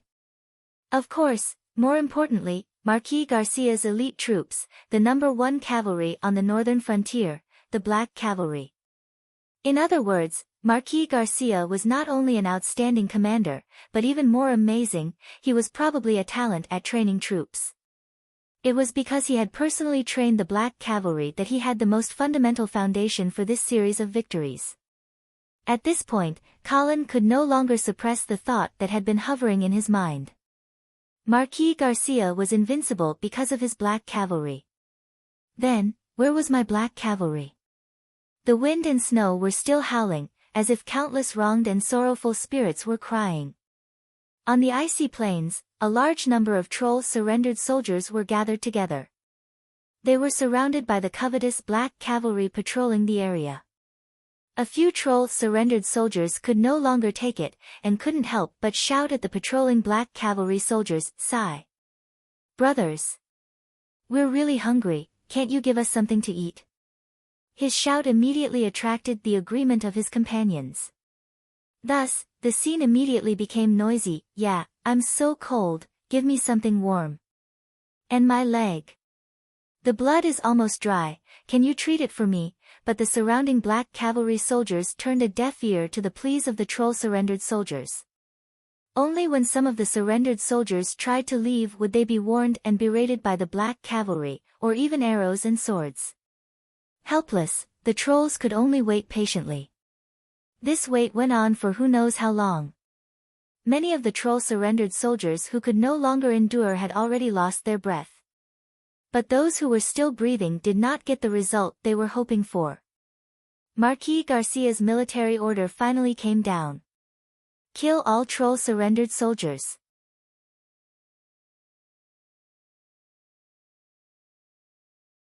Chapter 54. The noon sun shone lazily on the Troll King's city. This huge city made of ice gave off an enchanting glow. The various ice buildings in the city were simple and crude in style, completely portraying the personality of the Trolls. To a human's aesthetic, this city was too ugly. There was nothing praiseworthy about it. But to be honest, the Trolls clearly didn't put too much effort into building this city. In fact, 10 years ago, the Trolls hadn't lived so far into the sky ice plains. At that time, they lived next to the humans on the northern frontier. At that time, the Troll King's city was only 800 kilometers away from the northern frontier. Based on the Black Guard's marching speed, such a distance would only take them about 10 days. Thus, after Marquis Garcia rose to power on the northern frontier, he would stroll around the Troll King's city every once in a while. Every time he came, the nobles of the giant demon clan would tremble in fear and panic. Although they knew that Marquis Garcia wouldn't waste his most precious Black Cavalry in a siege, the Trolls couldn't accept the humiliation of having their city repeatedly attacked. After being attacked by the Black Cavalry for the nth time, the Troll King finally made up his mind 10 years ago, to move the capital. As the Troll King's city moved north, the Trolls' military strength also gradually moved north. The Trolls in the southern part of the sky ice plains naturally couldn't continue to stay where they were and foolishly wait for the Black Cavalry to attack at any time. Thus, they all moved north. As a result, the Trolls in the southern part of the sky ice plains were abandoned one after another. This also caused an uninhabited buffer zone of several thousand kilometers to appear between the Troll King's empire and the northern frontier. Now, the Black Cavalry's troops could no longer easily threaten the Troll King's city. The Troll King's empire also obtained a rare opportunity to breathe. Because the capital had been moved too hastily this time, and because they had been forced to move by the enemy, the construction of the new Troll city was very sloppy. The Trolls believed that the Black Cavalry wouldn't be able to be arrogant forever. One day, the great Troll warriors would move the king's metropolis to the south and occupy chilly winter, making it the new Troll capital. Therefore, the current giant demon king city was only a temporary capital city, so there was no need to worry too much about it. As for when this wish would come true, none of the Trolls knew. But now, the Trolls had no choice but to face a cruel truth: Prince Cambeek's army of 300,000 had been completely wiped out. It was as if a cold current had struck, and the entire giant demon king city had been completely frozen. Fear and panic were written all over the faces of the Trolls. They were afraid that when they woke up one day, the black lion flag that had brought them countless nightmares would once again appear in front of the capital. Within the royal city, the place with the most tense atmosphere was naturally the giant demon imperial palace. The palace was not built in the center of the city, but in the western suburbs. The construction of the imperial palace was also not built with ice, but with huge rocks piled up. It stood on the mountainside, overlooking the entire royal city.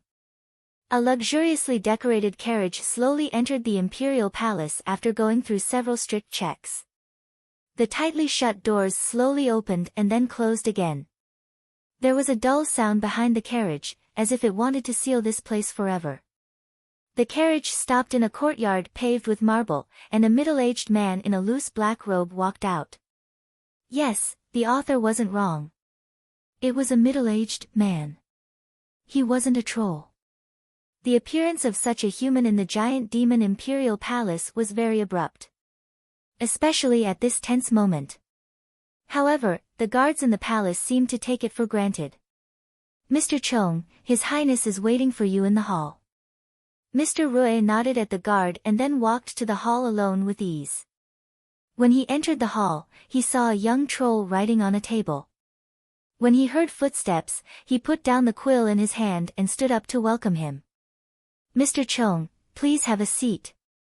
A group of goblin merchants brought spirit tea from the radiant moon forest. "Would you like to try it?" "Thank you, Your Highness Okamoto." Mr. Chong smiled and took the teacup. He took a sip and nodded slightly to express his admiration. If it was in the past, the two of them would definitely give this elven spirit tea a good evaluation, but today, they weren't in the mood. "His Majesty has already decided that I will inherit the position of Southern Prince. The coronation ceremony will be held in 3 days." This young troll named Okamoto was the son of Southern Prince Gambik Valkin, who had just died in battle. However, he was actually Gambik's second son and had an older brother. Logically speaking, Gambik's throne should have been inherited by Okamoto's older brother. However, even though the Southern Prince was the second most important person in the giant demon empire, he was a hot potato in the current situation. Okamoto's older brother didn't have the courage, nor did he have the ability. Therefore, the throne fell on Okamoto's head. "Then I must congratulate Your Highness." Mr. Chong didn't seem too surprised, as if he had already expected this outcome. Okamoto nodded slightly, but there wasn't much excitement on his face. He only handed a scroll of parchment to Mr. Chong. "The latest news from the front lines is that the Black Cavalry didn't continue north. Instead, they retreated to the northern frontier."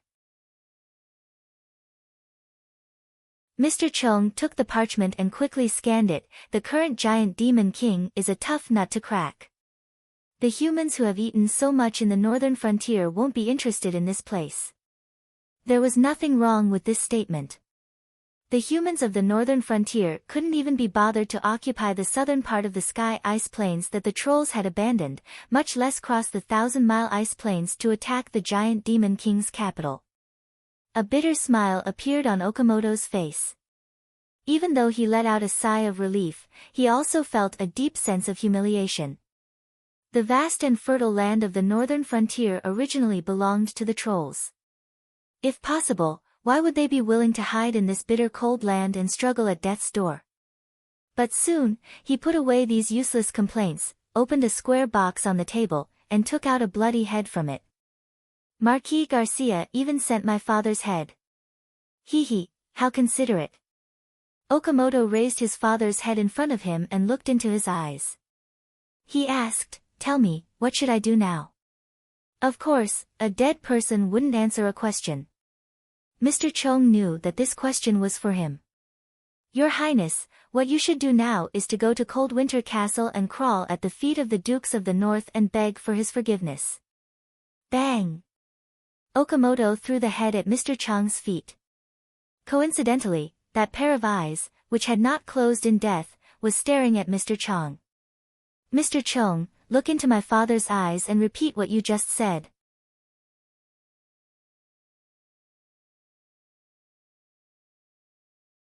Chapter 55. Your Highness, What you should do now is to go to Coldwinter Castle, crawl at the feet of the Dukes of the North, and beg for his forgiveness. Mr. Chung repeated his words again. There was no hesitation, no worry, and he did not feel that such words were not suitable for him to say because of his identity. As a human, Mr. Chung's situation among the trolls was somewhat awkward. Generally speaking, Mr. Chung had to show his loyalty to the trolls and draw a clear line with his past. His attitude toward humans had to be hatred. He even had to appear to hate humans more than the trolls. This was called convert fanaticism. In reality, many Chinese devils, who were more extreme than foreigners and crazily slandered China, were born from this mentality. But now, facing a troll prince who had just died on the battlefield, Mr. Chung was persuading his own son to beg for forgiveness from the enemy. However, Okamoto suddenly laughed. It was as if he was not angry at all, nor did he suspect Mr. Chung's intentions. Mr. Chung, you should have persuaded my stupid father earlier. If he had been willing to bow his head to the northern frontier, he would not have ended up like this. Then, he spat a mouthful of thick phlegm at the head on the ground and said disdainfully, "There's an old saying among humans that makes sense. If you don't have the ability to fight against a bull, then don't wave the red cloak." Ha, look at my stupid father. He knew that he was no match for Marquis Garcia, but seeing that the other party was not at the front line, he felt that there was an opportunity. But why didn't he think about it? How could the Black Cavalry sit by and watch him invade the northern frontier and not care? Mr. Chung did not speak. He would not take the initiative to agree with Okamoto to slander Prince Kambik. That would be ungrateful. Okamoto scolded for a while and seemed to have vented his anger. He picked up the head and put it back in the box. The entire process was full of filial piety. Okamoto picked up the teacup and took a big gulp before he regained his composure. "Mr. Chung, is it too late for me to beg for mercy from the Dukes of the North now? But this is your only choice. This time, the Troll Empire's war potential has almost been wiped out by the Black Cavalry. They won't be able to organize a decent army to resist the northern frontier for at least 10 years. If I were the Dukes of the North, I would send troops to sweep the area every once in a while. Even if they couldn't conquer the capital, they had to interrupt the giant demon empire's recovery process so that they would never be a threat to the northern frontier. Therefore, if you want a chance to recuperate, you must beg for peace from the northern frontier." Okamoto's fingers gently tapped on the wooden box, making a knocking sound. After a long while, he spoke again, "Then, will the Dukes of the North agree to negotiate with me?" Mr. Chung nodded. "As long as you put on a low enough posture, the Dukes of the North will think that you're not a threat. Then, his gaze will naturally turn elsewhere. Think about it, if the trolls are no longer a threat, then what is the greatest threat to the Dukes of the North?" Okamoto's eyes lit up. "The Black Cavalry." "That's right." Mr. Chung nodded. "Although we were played by the two brothers before, I don't believe that there is no grudge between Marquis Garcia and the Duke of St. Hilda. I'd rather believe that it was the trolls' threat that made them put aside their differences and temporarily unite. However, this kind of alliance is extremely fragile. Especially this time, Marquis Garcia returned to the northern frontier with a great victory. How will the Dukes of the North reward his good little brother? How will he be able to sleep peacefully under the terrifying attack power of the Black Cavalry?" Hearing Mr. Chung's words, Okamoto excitedly paced back and forth in the hall with his hands behind his back. It was as if he had finally grasped a ray of light in the endless darkness. Therefore, the key to our next step is to sow discord between the Dukes of the North and Marquis Garcia. That's right. However, it's not just the two brothers who are at odds. Mr. Chung's eyes flashed with a sinister light. Okamoto was stunned and asked, "What do you mean?" "From what I know, the House of St. Hilda's Golden Lion Legion is still gathered outside Icestone City, and the armies of the various lords of the northern frontier are still entrenched in Icestone City. The two sides are faintly facing each other." Okamoto didn't know about this either. Clearly, Mr. Chung had his own eyes on the northern frontier. Okamoto was also aware of this. Of course, he wouldn't force Mr. Chung to find out who his eyes on the northern frontier were. Even now, he still didn't know Mr. Chung's true identity. However, this Mr. Chung had already received the approval of the Troll Emperor and the former southern prince. It was hard to say how loyal he was to the trolls, but his hatred for the northern frontier was undeniable. Therefore, Okamoto chose to believe in Mr. Chung. At this moment, when he heard this news, he suddenly raised his head and looked at Mr. Chung with bright eyes. Could it be that the conflict between the Duke of St. Hilda and the lords under his command has already reached this point? From the looks of it, that is indeed the case. The Duke's good son sent 200,000 troops of the northern frontier to their deaths. It's impossible for such a crushing defeat not to cause the lords of the northern frontier to retaliate. Moreover, there's still the black cavalry in front of them to attract the Duke's hatred. Also, don't forget that Marquis Garcia's surname is also St. Hilda. Perhaps a change in leadership of the northern region isn't something unacceptable to these lords. When he heard Mr. Chung say that Marquis Charles sent 200,000 troops of the northern frontier to their deaths, Okamoto felt a sharp pain in his heart. He couldn't help but look at the square box. Obviously, Okamoto felt the same way about this. So, the northern frontier is going to be chaotic? Yes. Mr. Chung looked very confident. The northern frontier is now like a bow that has been stretched to the extreme.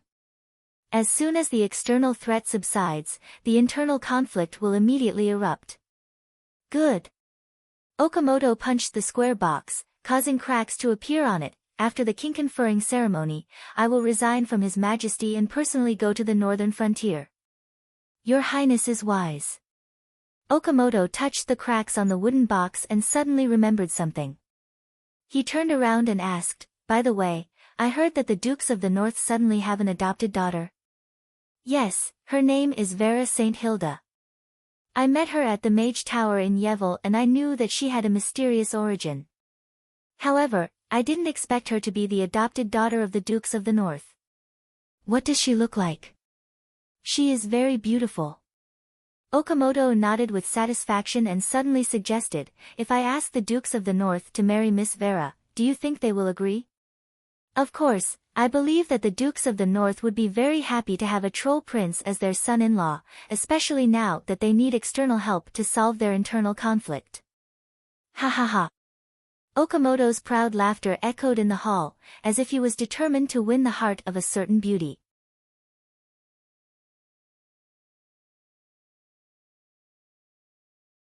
Chapter 56. At the end of the 6th month, the victorious black cavalry finally returned to the northern frontier. The army followed the route they took to the north and returned to the camp outside Ice Stone City. Colin looked at the familiar scenery in front of him and vaguely felt that 2 months ago, when he came with Vera to try and dissuade Marquis Garcia, it was just yesterday.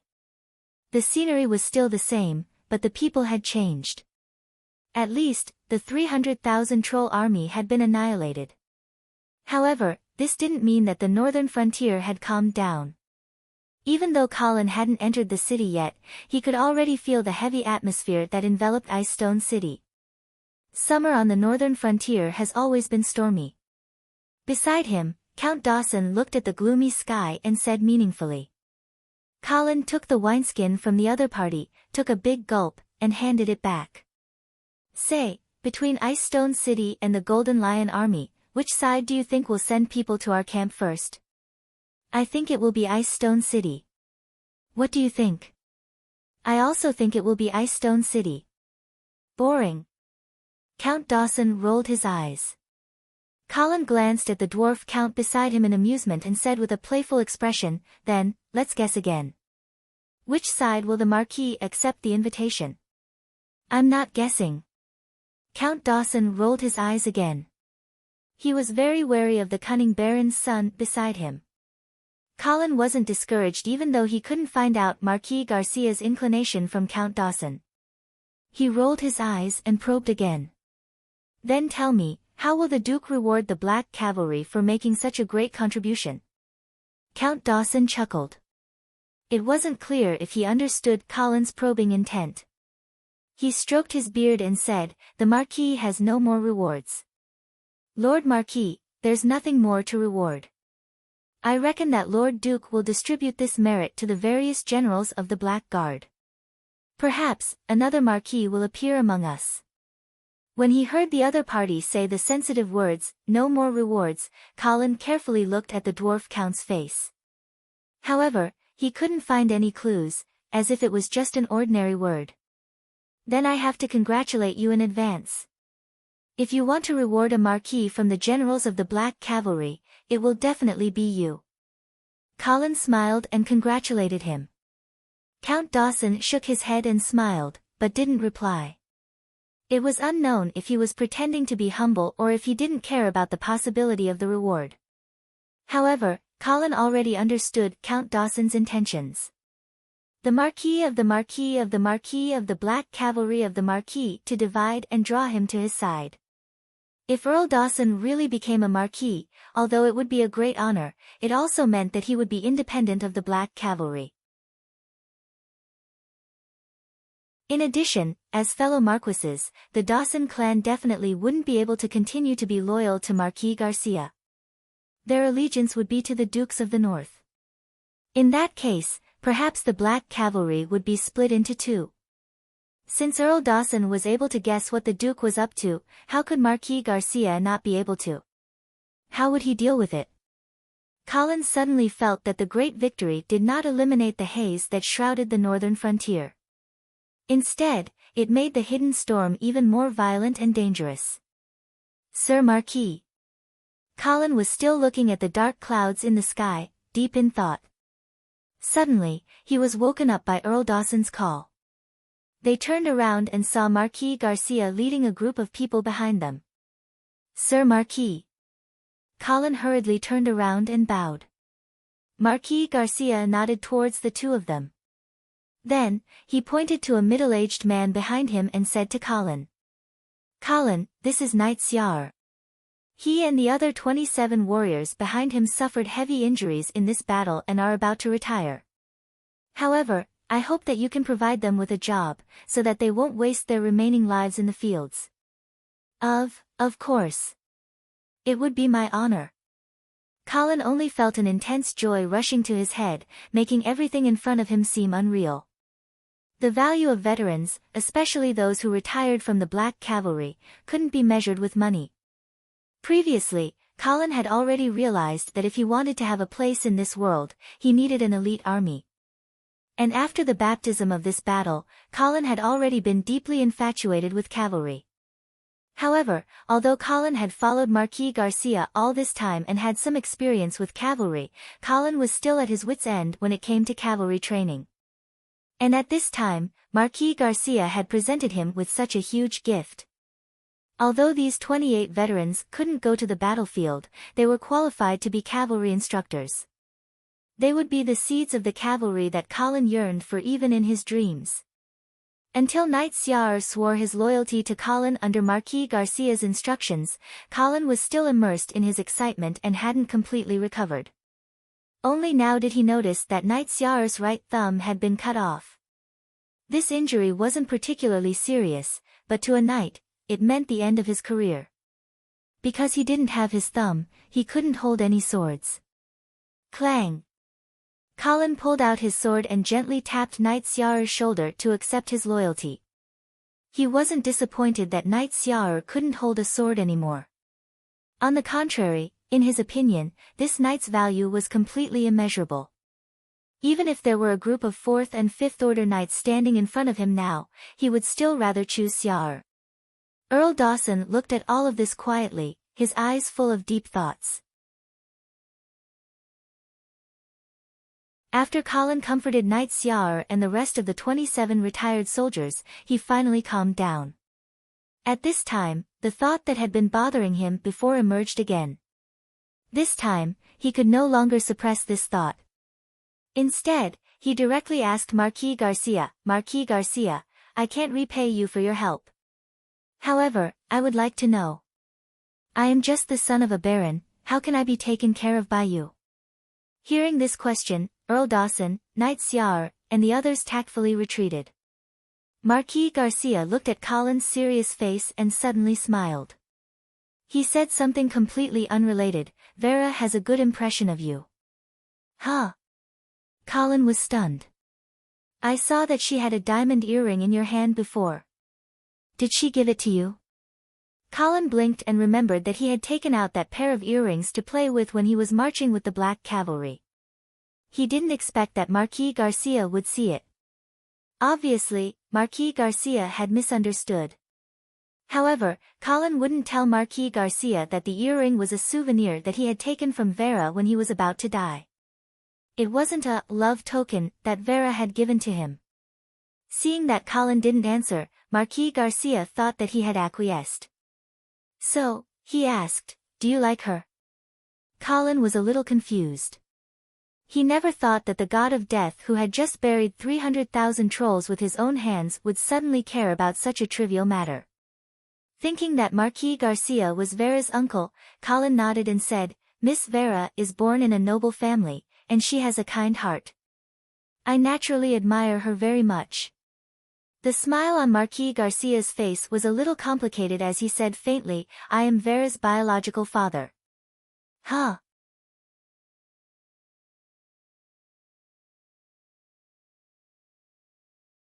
Chapter 57.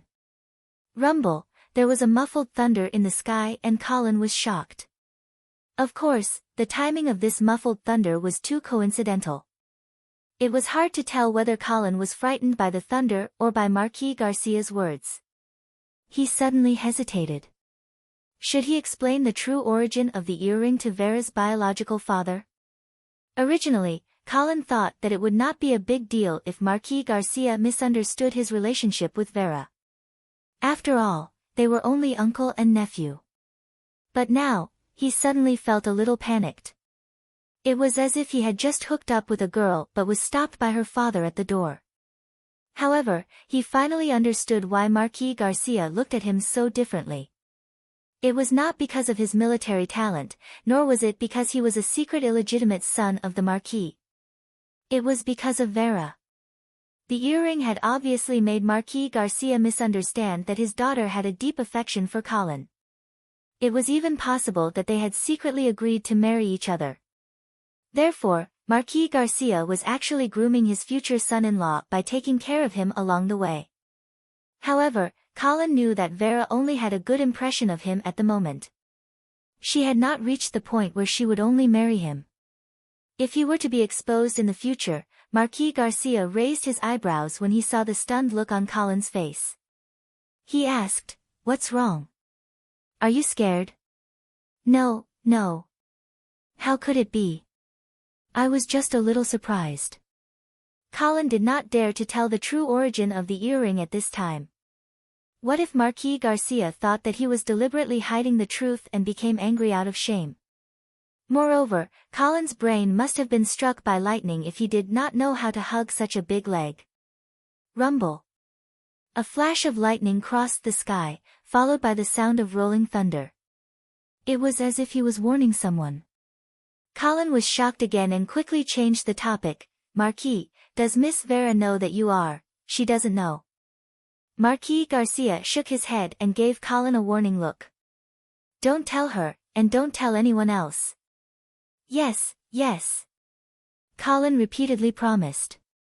After a while, he could not help but ask curiously, "Then, who is Vera's biological mother?" Marquis Garcia frowned and snapped, "What are you asking about? You won't benefit from knowing." Colin's head shrank back, and he didn't dare to ask again. Although he didn't dare to ask, it didn't mean that Colin didn't dare to think about it. At this moment, he was already imagining a melodramatic drama in his mind. Moreover, Colin found that he was increasingly unable to understand the relationship between the Duke of St. Hilda and Marquis Garcia. The relationship between the two brothers was already very complicated and tangled. Now that Vera was added into the mix, Colin was completely dumbfounded. Although Marquis Garcia refused to tell him the identity of Vera's biological mother, Colin was certain that she was a noble. Otherwise, the Duke of St. Hilda would not have agreed to adopt Vera. After all, Vera was an illegitimate daughter, and it was extremely disgraceful. However, there were differences between illegitimate daughters and illegitimate daughters. If both of her parents were noble, then her bloodline was still noble, and she just lacked an identity. The adoption by the Duke of St. Hilda was equivalent to giving Vera this identity. But, was he doing this to help his younger brother? Or was he trying to use Vera as a hostage to control his younger brother? In addition, why didn't Marquis Garcia marry Vera's biological mother? Since she was willing to give birth to a daughter for Marquis Garcia, it meant that the two of them must be in love with each other, so it could only be that external conditions did not allow it. With Marquis Garcia's identity and status, there was no woman in the entire Radiant Empire who was not worthy of him. Even if it was a royal princess, it would not be a disgrace to marry him. So, what else could stop the two of them from getting together? Could it be? Colin suddenly thought of a possibility. What are you talking about?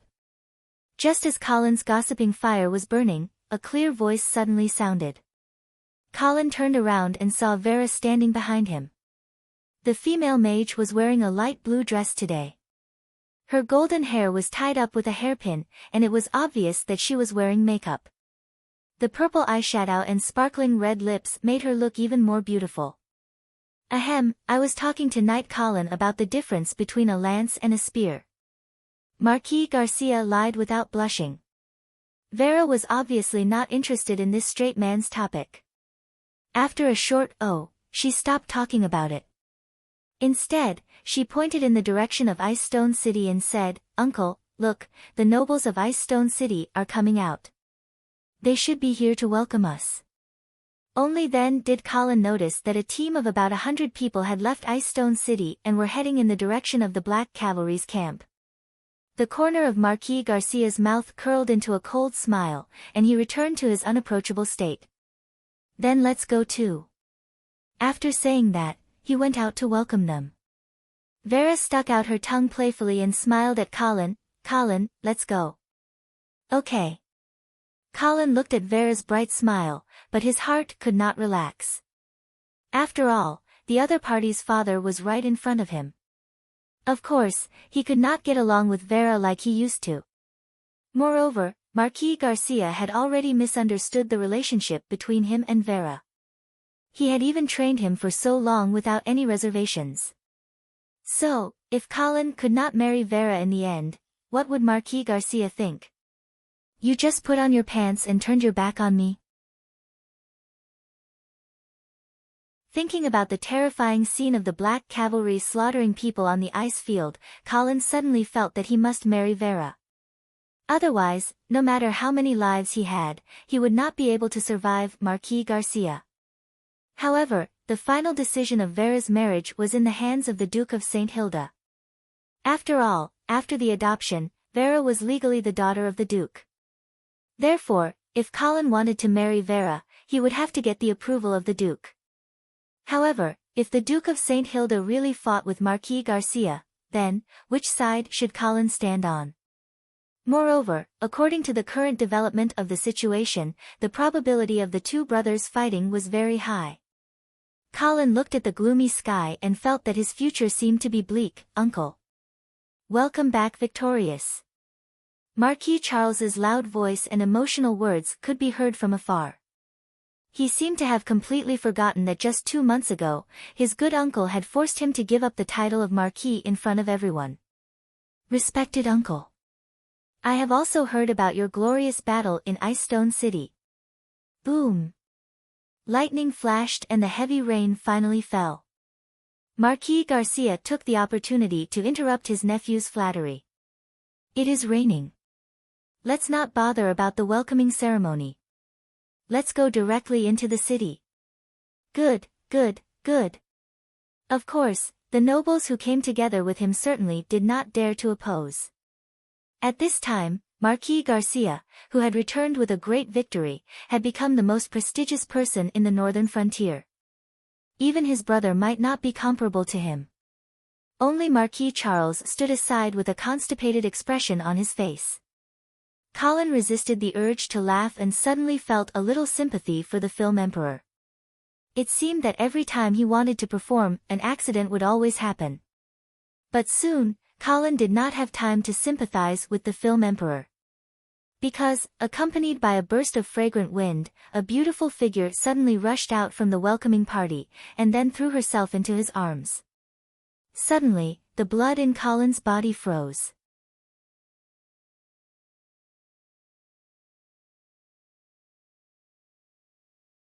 Chapter 58. Colin hugged the soft and fragrant body, but he did not have any romantic thoughts. This was because the two gazes that seemed to have materialized caused him to feel as if there was a blade at his back.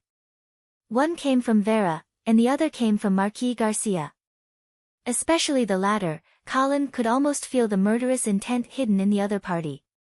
"Brother, I am so happy to see that you are fine." Fortunately, the woman in his arms shouted and saved Colin's life.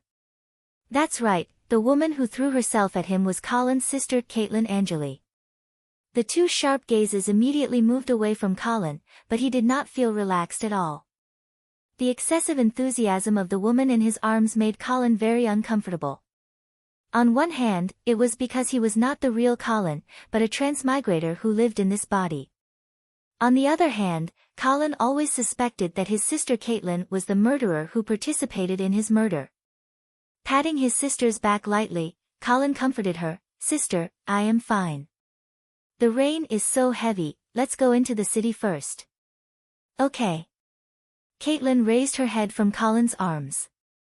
Her tear-stained face made Colin wonder if she was also an award-winning actor. This small interlude did not make the welcoming party stay for long, and they quickly entered the city. Because the Su Duo family's castle had a limited capacity, and there were too many nobles gathered in Ice Stone City, it was naturally impossible to let everyone stay in the castle. Therefore, Colin found the hotel he stayed in the last time he was here. As soon as he entered the room, a blue figure jumped out from the corner and threw itself into Colin's arms. This time, it was not a person, but a cat. "Hee, I didn't think you would still be here." Colin patted Little White's head, a little surprised. "Meow," Little White whimpered a few times, as if complaining that its owner wanted to abandon it. "When did you raise a cat?" Caitlin looked at her brother with a smile and poured 2 glasses of water. "I picked it up from the roadside not long ago. I'm just taking care of it." Colin sat down at the table but did not touch the glass of water. Little White seemed to be thirsty. It went to Colin's cup and licked it. Caitlin frowned and wanted to chase Whitey away, but Colin stopped her. "It's okay. Let it drink. You spoil it too much." Caitlin shook her head helplessly. Colin didn't mind. Instead, he stared at Little White, who had finished drinking the water, and carefully observed its reaction. "I heard from Steward Eamon that you were assassinated in Grey Castle." "Yes, it was Knight Carter who did it. I've already killed him. That treacherous bastard. Father used to think so highly of him." Caitlin's anger did not seem to be fake. "What happened after that? Why did you suddenly leave without saying goodbye? Why did you follow the Black Cavalry to the icefield?" Colin looked at the normal Little White and wondered if he was being too sensitive. Now that he heard his sister's question, he briefly recounted what happened after that. As Colin narrated, Caitlin was sometimes worried and sometimes amazed. She was completely like a sister who was concerned about her brother's safety. After Colin finished, Caitlin said in a lecturing tone, "You were too risky when you left Grey Castle alone. Although you said it was to lure out the assassin hiding in the dark, it was still not appropriate. You should have contacted me immediately." Yes. I didn't think it through." Colin immediately pretended to be an obedient child. Seeing how obedient Colin was, Caitlin let him off the hook and asked, "Do you have any leads on the mastermind behind your assassination attempt?" Colin shook his head and then observed his sister's every subtle expression. Caitlin frowned, as if she was thinking about who could be behind the assassination of her brother. But after thinking for a long time, she still had no clue. She could only say seriously. Although I don't have any clues for now, your guards must be strengthened. I'll contact Knight Raymond and ask him to bring more people to the hotel. Knight Raymond is here as well. Where is he now? The private armies of the various lords are all gathered in the barracks in the west of the city. Raymond brought more than 500 people this time, all of them are Angeli family's private army. Hearing this, Colin immediately frowned. Caitlin clearly misunderstood Colin's meaning and explained, "Don't worry, although there aren't many soldiers left in Greycastle, with the Knight of Rigo, there shouldn't be a big problem." Most of the Angeli family's army was brought to the battlefield by Colin's father, and naturally, they were all wiped out. This time, Raymond brought another 500 people. According to the memories of Colin's predecessor, there were probably less than 100 soldiers left in Greycastle. But in reality, what Colin was worried about wasn't Greycastle's safety. Who told Raymond to bring people to Icestone City? It was the son of Sue Duo's Viscounts, the Knight of Caen. There's no way he could order Raymond around. At that time, I had already returned to Greycastle. After I received the letter from the Knight of Caen, I ordered Knight Raymond to bring people to Icestone City. I'm very worried about your safety. Colin really wanted to say that she didn't have the right to order Knight Raymond around, but when the words reached his mouth, he swallowed them back down. Caitlin's expression was too natural. He couldn't tell at all whether she was truly worried about his safety or was using this as a pretext to drag the Angeli family down with her. Right now, Icestone City was an extremely dangerous political whirlpool. Although all the lords of the northern frontier had brought their troops here, Colin really didn't want the Angeli family to get involved. "All right. I'll go find Raymond myself. You don't need to worry." Of course, Colin wasn't going to find Raymond himself for his own bodyguard. In reality, he couldn't wait for someone to assassinate him. This time, he had to leave someone alive so that he could interrogate the mastermind behind the scenes. The reason he was going to find Raymond himself was to warn him that no matter what happened in Icestone City in the future, the Angeli family's army could only listen to his orders. No one else, including Caitlin, had the right to mobilize this army. He had a feeling that these lords of the northern frontier had gathered their troops in Icestone City because they were preparing to cause trouble. And the mastermind behind the scenes was obviously not that coward Knight of Caen who didn't even dare to step onto the battlefield. He was nothing more than a puppet pushed to the front of the stage. Just like at the banquet where he forced Marquis Charles to give up his title, the Knight of Caen who stood out was nothing more than a hothead who didn't know the gravity of the situation. And standing behind him was, Colin thought of one of the suspects who had plotted against him, Count Oman.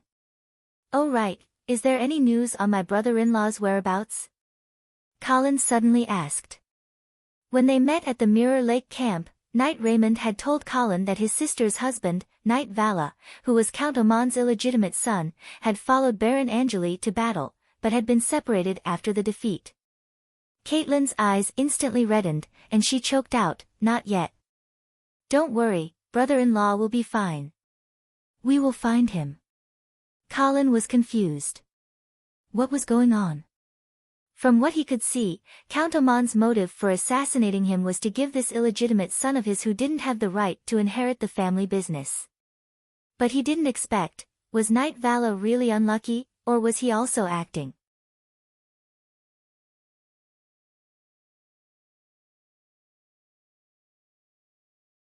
Chapter 59. On the second day after entering the city, Colin received an invitation. Suzerain's meeting. Colin read through the contents of the invitation and immediately realized that the suzerains gathered in Icestone City were preparing to cause trouble.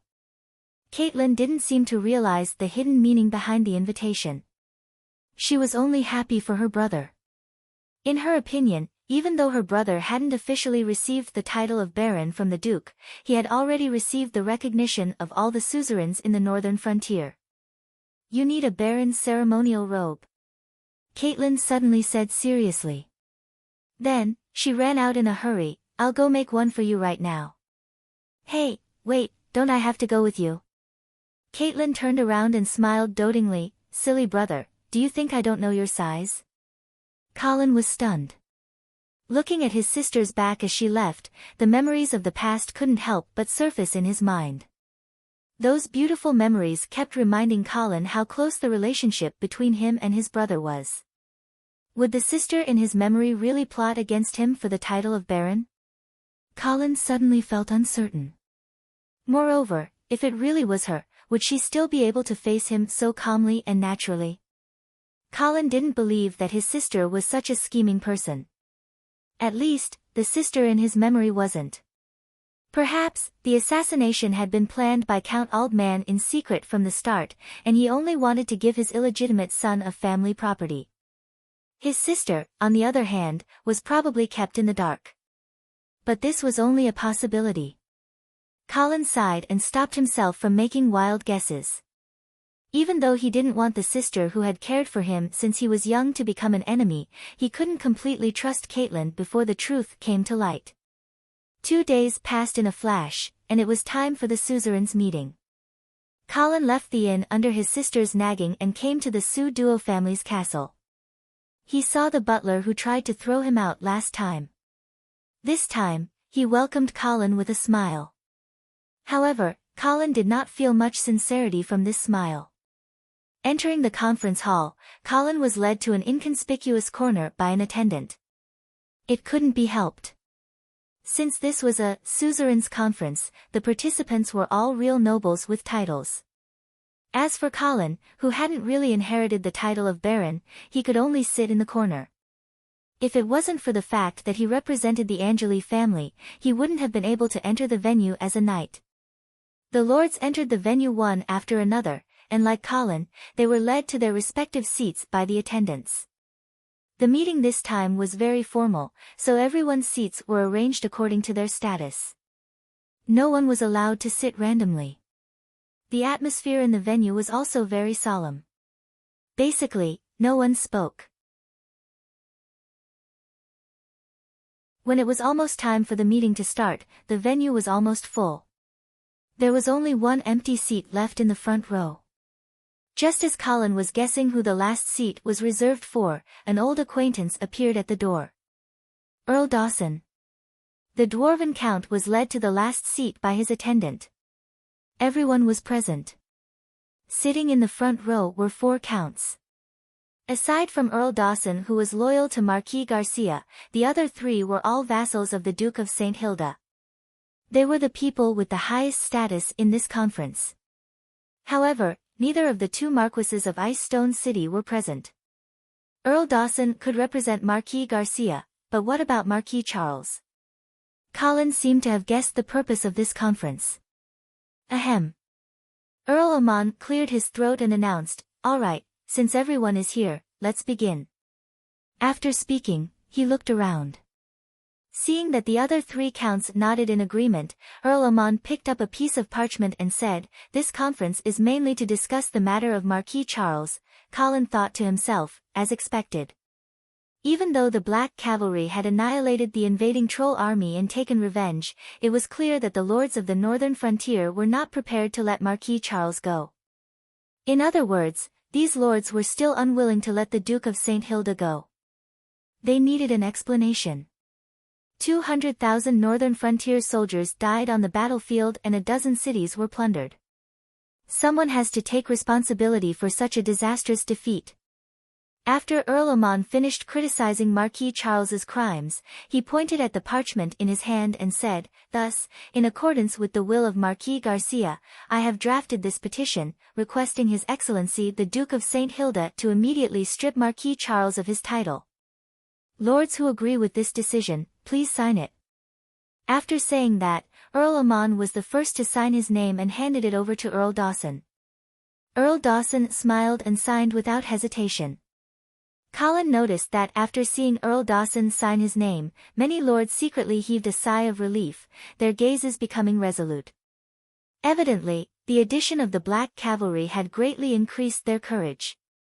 As long as Marquis Garcia was on their side, then changing the master of the northern frontier was not impossible. The 3rd Earl also signed his name and the parchment was passed to the 4th Earl. This white-haired old earl slowly brought the parchment to his eyes and looked at it for a long time.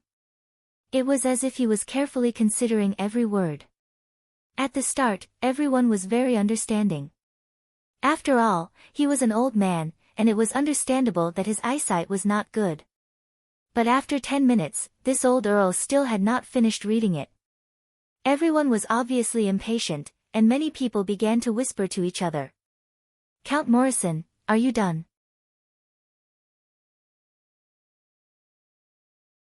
Count Allman couldn't help but ask. Oh, wait a moment," Count Morrison replied casually as he continued to read the book. After another 10 minutes, he finally put down the parchment. "Are you done reading?" "I'm done. Do you have any objections?" "Yes."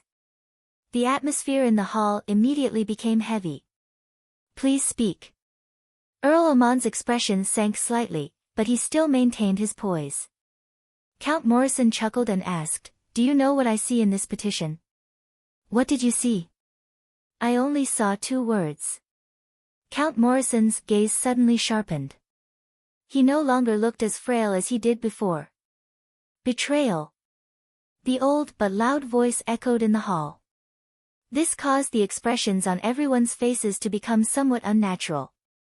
Especially the other 3 earls who had just signed their names.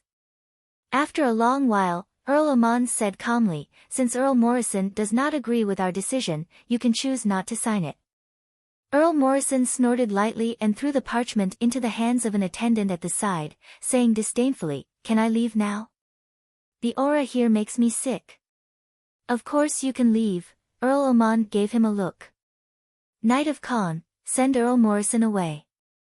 "I can walk on my own." Count Morrison ignored Khan, who was trying to help him, and walked straight out. Tch. However, before Count Morrison could reach the door, a sharp sword pierced through his back. "Ah!"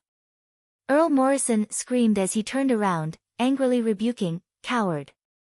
Didn't your father tell you to sneak attack a knight from behind?" Tch. Knight of Khan stabbed him again. This time, he stabbed him from the front. Pfft! Earl Morrison spat a mouthful of blood on Khan's face and cursed. "Everyone in the Su Duo family will die a horrible death."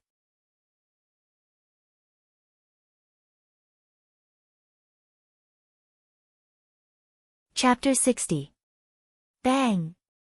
As Count Morrison's body fell to the ground, everyone in the venue seemed to have reacted. Cries of shock sounded everywhere. Murder! Moreover, the one he killed was a count. The Knight of Khan, whose face was covered in blood, had a calm expression. It was as if he had just killed a chicken. Completely ignoring the strange gazes around him, the Knight of Khan calmly sheathed his long sword and returned to his seat. Colin looked at him, feeling as if he had become a completely different person. The coward who hid in Fallen Eagle City and did not even dare to enter the battlefield had now become a ruthless thug who killed without batting an eye. However, Colin was not surprised. Cowardice and brutality, 2 seemingly unrelated extreme personalities, were actually twins. A normally cowardly person, once forced into a desperate situation, would erupt with brutality that would often make people gasp in amazement. Moreover, Colin had already realized it.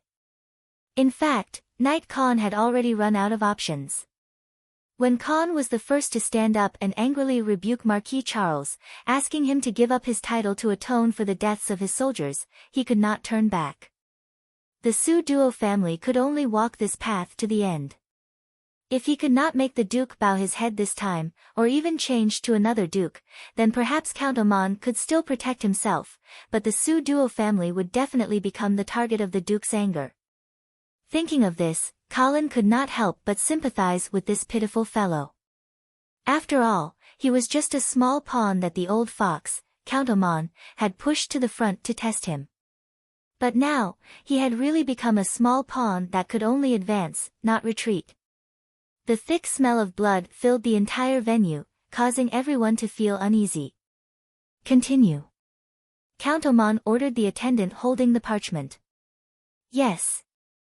The attendant immediately passed the parchment to the next lord. Count Morrison's corpse was left lying on the ground, unattended by anyone.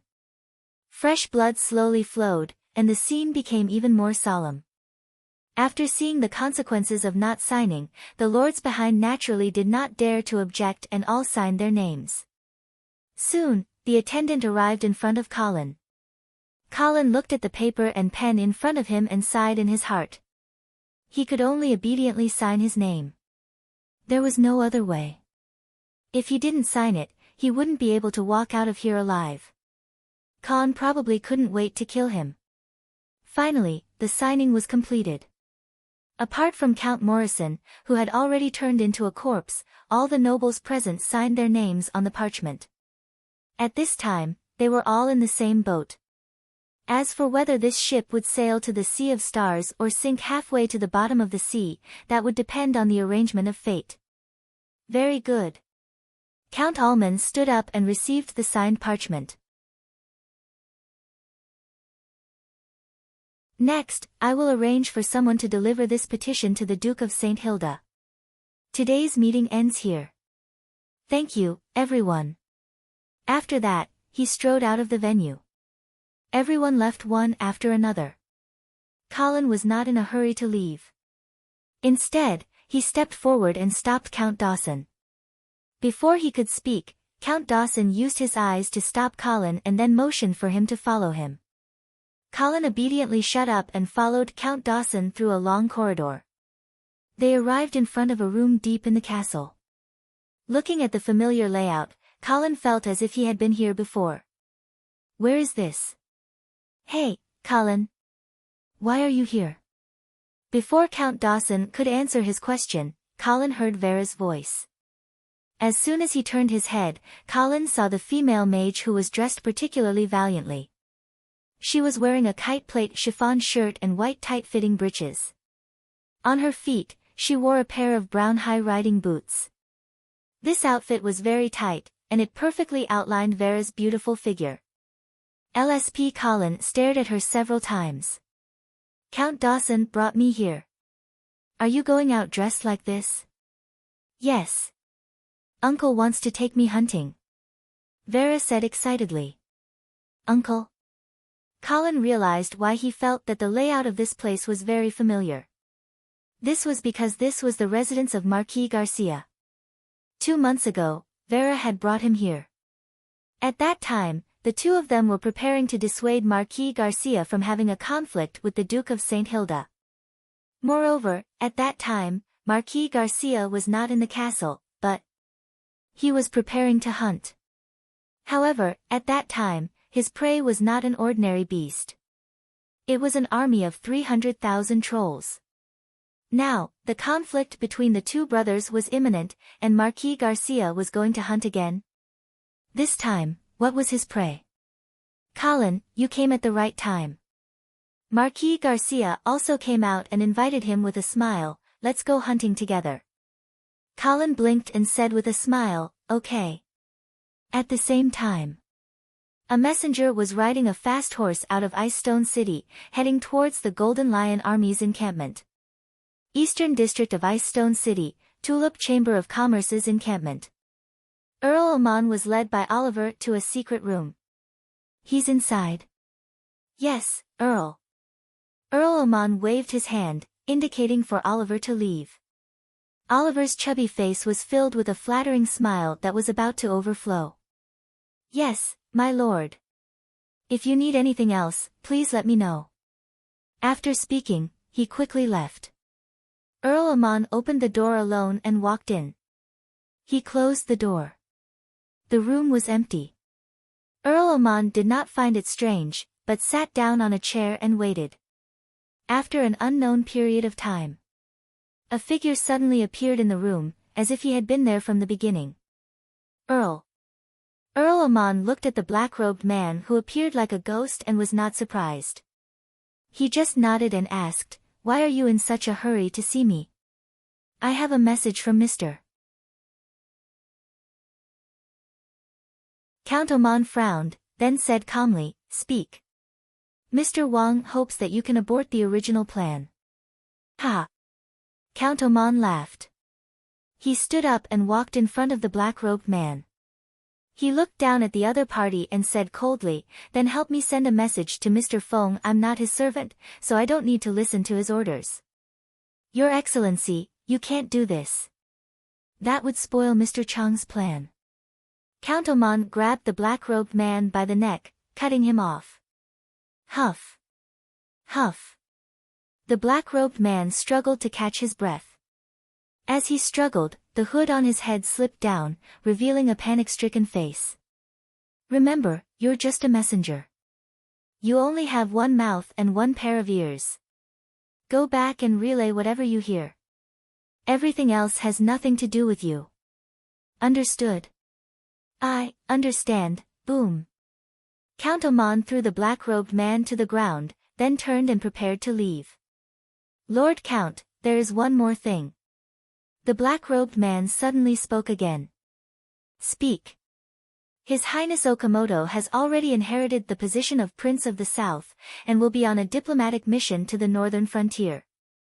Count Oman suddenly turned and stared at the black-robed man with bright eyes. There was an undisguised killing intent in his eyes. The black-robed man was so frightened by the other party's gaze that he took a step back, his expression wary. But Count Oman did not do anything rash. He just stared coldly at the black-robed man for a while, then said calmly, "Understood." And then he left.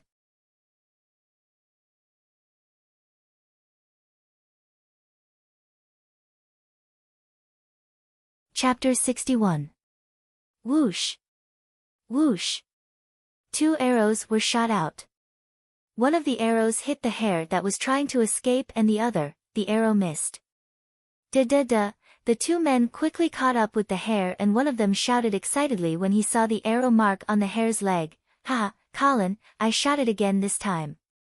The other man shook his head in annoyance and said, "Miss Vera's archery skills are really getting better and better." Vera raised her head proudly and then motioned the cavalry behind her to come forward and take her prey. "Oh, it is still alive." The hare that was shot in the thigh by the arrow was still struggling in the hands of the servant at the moment, and it seemed as though it did not want to accept its fate. Colin was about to go over and give this stubborn little fellow a quick death so that Vera would not be so kind as to kill it. Da-da-da, there was another sound of horse hooves and Marquis Garcia came over with a team of cavalry. Vera exclaimed in surprise when she saw the other party's expression, "Wow, uncle, you have a big harvest." Marquis Garcia smiled indifferently and glanced at Colin. "Of course, after all, no one on our side went easy on you." Colin did not seem to hear the ridicule in Marquis Garcia's words and he smiled. "It seems that we can have a good meal tonight." "That's great." Vera cheered and excitedly went to check on Marquis Garcia's prey. Halfway through, she suddenly thought of something and she turned around and said to the servant, "Let's set the hare free. Anyway, it is too small and it does not have much meat." "Yes." The servant helplessly carried the hare that was still struggling. At the same time, he could not help but curse in his heart. One deliberately went easy on them to please them and the other was too kind to kill them. Fortunately, Marquis Garcia was around. Otherwise, they would have to go hungry tonight. As night fell, the servants lit a campfire and began to prepare food. Vera looked at Colin as he took out a lump of black mud from the fire. She frowned and asked, "Is this really edible?" "Of course," Colin said confidently as he peeled off the outer layer of charred soil and skin. "This is the beggar's chicken." "Oh no, I used a deer leg, so it's the beggar's chicken." There was once a chef named Huang Rong who used this dish to conquer a Saint Realm expert. Huang Rong. What a strange name, Vera asked curiously as she rested her chin on her hands. "What is the name of the sanctuary powerhouse?" I forgot." Colin couldn't continue lying.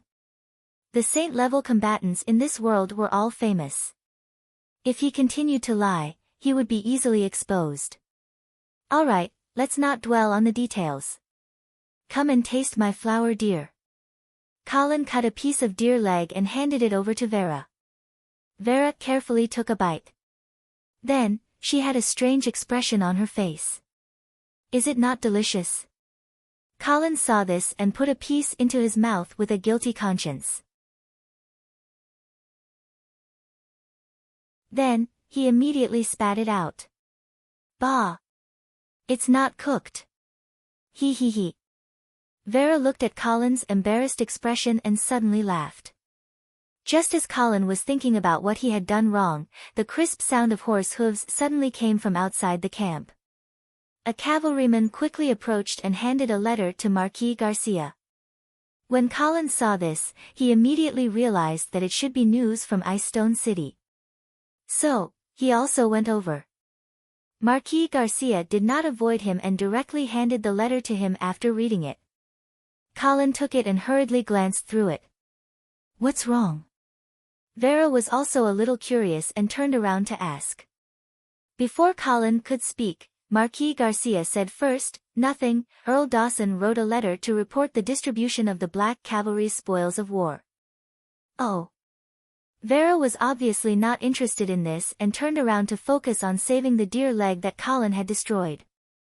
Colin did not say anything and silently threw the letter into the fire to destroy the evidence. Marquis Garcia lied. The content of the letter was not about the distribution of the spoils of war at all. Instead, it was about the feudal lord's petition. This petition to strip Marquis Charles of his title had already been sent to the Duke of St. Hilda. However, the Duke of St. Hilda directly rejected the feudal lord's request and ordered all the feudal lords to immediately go to the Golden Lion Army's encampment to pay him a visit. Colin did not think that the Duke of St. Hilda's attitude would be so unyielding. He did not have any intention of backing down at all. This was simply forcing the feudal lords to rebel. Colin glanced at Marquis Garcia again, but he could not see any emotions on his face. Sir Marquis, are we preparing to return to Ice Stone City? Colin asked tentatively. They had already been out for 3 days. Moreover, this hunting trip seemed to be really about hunting. But now, the situation in Ice Stone City had reached a point where it could be triggered at any moment. It was time to return. No need, Earl Dawson will take care of everything. Marquis Garcia calmly rejected. Colin was immediately confused. Was this Marquis planning to stay out of this? You too, come and try my roasted deer leg. Vera seemed to be completely unaware of what was happening in Ice Stone City at this time and was still smiling without a care in the world. Okay. The two men immediately revealed smiles and went to enjoy the delicacies personally cooked by the beautiful girl. It was as if the matters in Ice Stone City really had nothing to do with them. The night was getting darker, and most of the people had already gone to bed. Colin could not sleep, so he got up and slipped into the forest far away from the camp and caught the owl that had been crying non-stop. Crack! After breaking the owl's neck, Colin used his dagger to cut its main artery and then put his mouth on it. Gulp, gulp. After drinking his fill, Colin wiped his mouth and buried the owl's body before returning to the camp. Just as he was about to enter his tent, Colin saw Marquis Garcia also walk out. Sir Marquis, you can't sleep either. Yes. The Marquis nodded at Colin. Let's walk together. Okay. Colin hurriedly followed him. The two walked out of the camp. The surrounding guards also quietly followed, but they were all scattered far away. Are you worried about your sister in Ice Stone City? Marquis Garcia was the first to speak. Actually not. Colin was speaking the truth. However, Marquis Garcia clearly did not believe him and comforted him. Don't worry, Count Dawson will take good care of her. The same goes for the army the Angeli family left behind in the city. Thank you, Sir Marquis. You're welcome. After all, I was the one who pulled you out, so I should be responsible. Sir Marquis, actually, I am very grateful that you brought me out. Why? Because, I also did not want to be involved in that fatal whirlpool in Ice Stone City. Marquis Garcia glanced at Colin and smiled. You are a smart person. Then, if you were in Ice Stone City right now, which side would you be on? Colin's heart instantly tightened. Marquis Garcia's straightforward question put him in a bit of a difficult position. He did not know whether this was a test or not. As his mind whirled, Colin played a little trick. Sir Marquis, the Angeli family will always be loyal to the House of St. Hilda.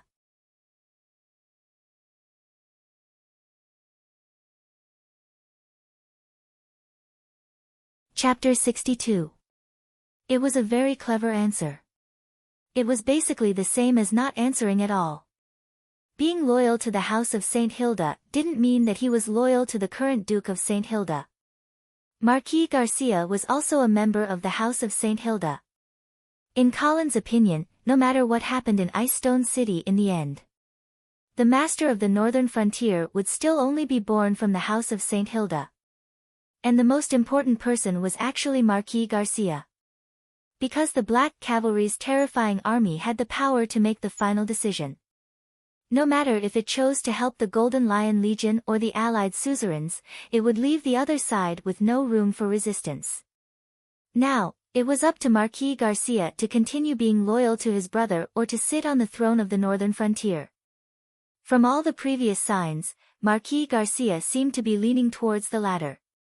After all, he first accepted the invitation of the suzerains of the northern frontier and entered Icestone City.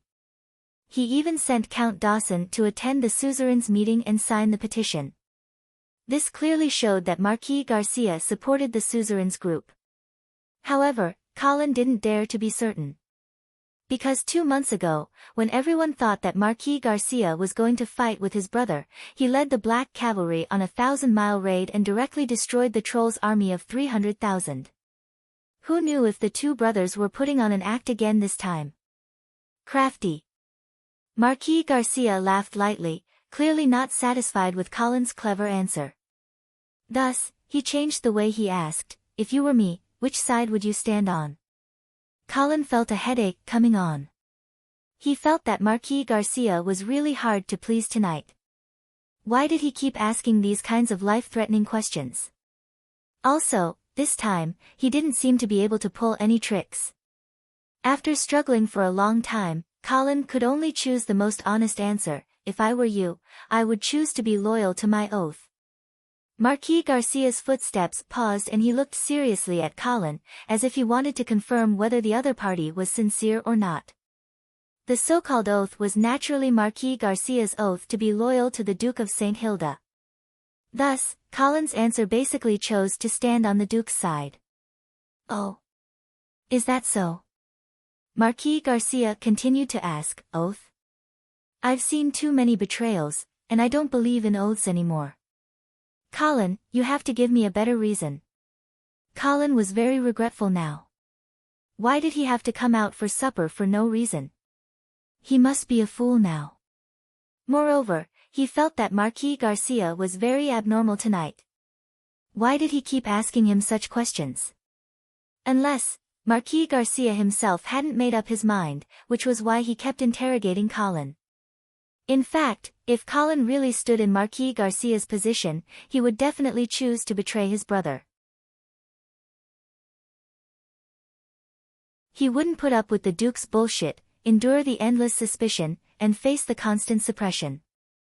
If he could control the Black Cavalry, then he definitely wouldn't give up the position of Lord of the Northern Frontier to others. But he didn't dare to say this out loud. From the looks of it, Marquis Garcia seemed to be thinking the same thing. But Colin's intuition told him that if he really said this, then he would definitely lose the favor of Marquis Garcia. Colin suddenly realized that perhaps this was the Marquis' ultimate test for him. "There is no better reason, Lord Marquis." Colin decided to take a gamble.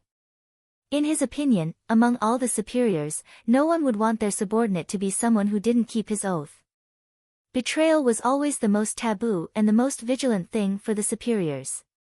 Therefore, Colin stopped and continued righteously, "No matter what kind of burden I have to bear, no matter what kind of fate I have to bear, I will never go back on my oath. This is my basic integrity as a knight, and also the greatest honor of the Angeli family." Marquis Garcia also stopped and looked at Colin with bright eyes. Colin also returned a calm gaze without fear. The moonlight shone coldly in the forest, the wind blew gently, and the leaves rustled. After a long time, Marquis Garcia finally withdrew his scrutinizing gaze and continued to walk forward. Colin blinked his sore eyes and hurriedly followed. Did he pass the test? He was somewhat doubtful. Marquis Garcia didn't say anything and just kept walking forward. After walking for an unknown amount of time, the two gradually went deep into the forest. Just as Colin was thinking about whether to suggest going back to sleep, Marquis Garcia suddenly spoke again. The Black Cavalry will stand on the Duke's side, and those reckless lords will pay the price for their betrayal. As expected. Colin's heart trembled. He made the right bet. It was another trap this time. Those lords who tried to cause trouble were fooled by these two brothers again. That's right. All traitors deserve to die. Colin immediately agreed. At the same time, he secretly rejoiced. Fortunately, he didn't follow those people to cause trouble, or else he would have died without a burial ground. Then, he started to gloat again. Because Earl Oman was among those lords who caused trouble, and it looked like he was the leader of the organizers. Who asked you to send someone to assassinate me? Who asked you to covet my family's title? Let's see how you die this time. Just as Colin was secretly pleased, Marquis Garcia spoke again. However, I made this choice not only because of the oath I made back then. Then why? Colin's curiosity was piqued. Marquis Garcia stopped again and looked up at the crescent moon in the sky. He said in a low voice, actually, this was a plan that was made long ago. It has been implemented since 3 years ago. 3 years ago. Colin immediately thought of the major event that happened 3 years ago. Marquis Garcia was transferred back from the front lines, and the Black Cavalry was put into hiding. Could it be? That's right. Marquis Garcia seemed to have guessed what Colin was thinking. When I retired from the front lines, it was actually part of the plan. Colin's mouth was wide open. This secret left him dumbfounded. Furthermore, he had finally pieced everything together. At this moment, he finally figured out the things that he didn't understand before. He suddenly felt a chill run down his spine. Because such a huge plan, or perhaps a conspiracy, was actually at the cost of 200,000 northern frontier soldiers. And its target was the trolls, as well as the feudal lords of the northern frontier. Colin could understand dealing with the trolls. However, dealing with the feudal lords who were loyal to him, Colin couldn't quite understand. Unless, the House of St. Hilda was unwilling to share the northern frontier with the feudal lords, that Duke wanted to take back his power. I didn't expect the Duke of St. Hilda to be such a far-sighted person. Colin hesitated for a moment, but still used a compliment. But in fact, he only felt a deep fear towards this Duke whom he had never met before. This plan wasn't made by the Duke. Marquis Garcia denied Colin's guess. Then who was it? Colin asked curiously. He felt that it shouldn't have been made by Marquis Garcia. From their previous interactions, Colin knew that this Marquis wasn't a person who liked to scheme. Marquis Garcia softly said a name that Colin would never have thought of. Earl Oman. What? Colin was once again dumbfounded. The schadenfreude hidden in the bottom of his heart immediately disappeared without a trace. Instead, it was replaced by a deeper fear.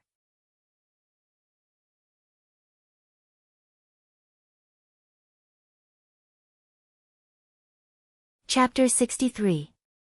Winter 3 years ago. It was a snowy night. Marquis Garcia hurried back to Winter Castle. Along the way to Lion's Roar Castle, the Marquis didn't even change his clothes and went straight to the Duke's study. Knock knock. Come in. Marquis Garcia pushed open the door and entered. There was only the Duke of St. Hilda in the study. It must have been hard on you. Have a seat and have a cup of ale to warm yourself up. Marquis Garcia took the cup of ale handed by his brother and drank it in one gulp. The wind and frost of the journey were completely expelled from his body. Why did you call me back in such a hurry? What's the situation at the front line? It's the same as before. Gombik is scared of me and is hiding in the castle, not daring to come out for field battles. Hee, that old tortoise. Marquis Garcia poured himself another cup of ale and sipped it while waiting for his brother to continue. He was clear that the Duke didn't call him back in such a hurry just to ask him a few questions. Someone suggested to me a plan that can help you lure Gombik out of the turtle shell. Oh. Tell me about it. Marquis Garcia was immediately interested. First, you have to withdraw from the front line. I'm afraid that's not enough. Yes, your black cavalry should also withdraw. Then who will be responsible for the defense of the front line? Charles. Hearing this, Marquis Garcia suddenly frowned. He hesitated for a long time and said in a deliberative tone, Charles. I'm afraid he still lacks experience. Hee, if I don't send a brat to the front line, how can I lure Gombik out of his shell? But war isn't a child's play. If you do this, it's very likely that you'll overreach yourself and bring about a crushing defeat to the northern frontier. There's always a price to pay for success. The Duke of St. Hilda's eyes were unusually firm. This time, I'm prepared to bury an army. What? Marquis Garcia was inexplicably horrified, almost thinking that his brother had gone crazy. But the Duke of St. Hilda's serious expression didn't seem to be joking at all. Let me ask you, if black cavalry were to encounter Gombik's troll army in the wild without any preparation, how confident are you in winning? If Cambuc is not prepared, and if there are no castles nearby that we can hide in, then I have full confidence. Marquis Garcia's tone revealed a strong confidence. Good. Then let's finish it in one fell swoop. The Duke of St. Hilda slapped the table hard and declared resolutely, I've had enough of those haunting trolls. I'm going to completely cut off their claws that extend into the northern frontier. So, you come down and take Charles's place. Let him lose this round and let Gombik have a good taste of victory. After the trolls have wantonly plundered the northern frontier, they will naturally return to the troll capital with their wealth and glory. At that time, you can lead the black cavalry to chase after them and catch them off guard. Marquis Garcia was still frowning. Even if you're willing to bury an army and let the trolls loot the northern cities, how can you guarantee that the trolls will be unprepared when they retreat? This requires us to put on a show. How? If I transfer you away from the front lines, in the eyes of others, they will definitely think that I'm starting to fear you. So, you can also show some dissatisfaction with me at the right time. In addition, the army that Charles will bury will have a large number of private armies. This will definitely arouse the dissatisfaction of the various families in the northern frontier. When the time comes, someone will instigate it, and it will easily create a situation where you try to gather the dissatisfied lords to fight against me. At this time, the trolls will definitely think that we can't take care of ourselves and won't be on guard. Have you forgotten an important problem? Marquis Garcia suddenly interrupted. What problem? Will I really be dissatisfied with you? Marquis Garcia's eyes flickered. If Charles really loses at the front lines and buries an army in the northern frontier. At that time, won't my black cavalry be even more unstoppable? You know, when Telas Oman suggested this plan to me, I also considered the possibility that you might pull it off. Sanhild suddenly smiled. You know, when Telas Oman suggested this plan to me, I also considered the possibility of you pulling it off. This is Count Oman's plan. Alright, then what do you think? Will I turn the act into reality? The Duke of St. Hilda did not directly answer this question. Instead, he continued, at that time, I was thinking that if Telas did not think that you might turn the act into reality, it would be fine. But if he thought of it, but deliberately left it out, then, either he is extremely confident in our relationship and feels that we won't turn against each other, or he is harboring evil intentions and pretending to deal with the trolls, but in reality, he wants to cause internal strife in the northern frontier. Marquis Garcia was stunned for a moment, then lowered his head to look at the wine cup in his hand, as if pondering Count Oman's true intentions. But the Duke of St. Hilda did not give his brother more time to think, and directly said his thoughts. No matter what Talas Oman's true intentions are, I know that you will not betray me. You are that confident? Marquis Garcia's expression was cold. When I have the power to influence the situation on the northern frontier, how can you be sure that I will not be tempted? Of course you will be tempted. But betrayal only means that the price of loyalty is not enough. So, I will increase the price of your loyalty. Increase what price? After Charles is defeated, he will be stripped of his Marquis title. That's it? Of course not.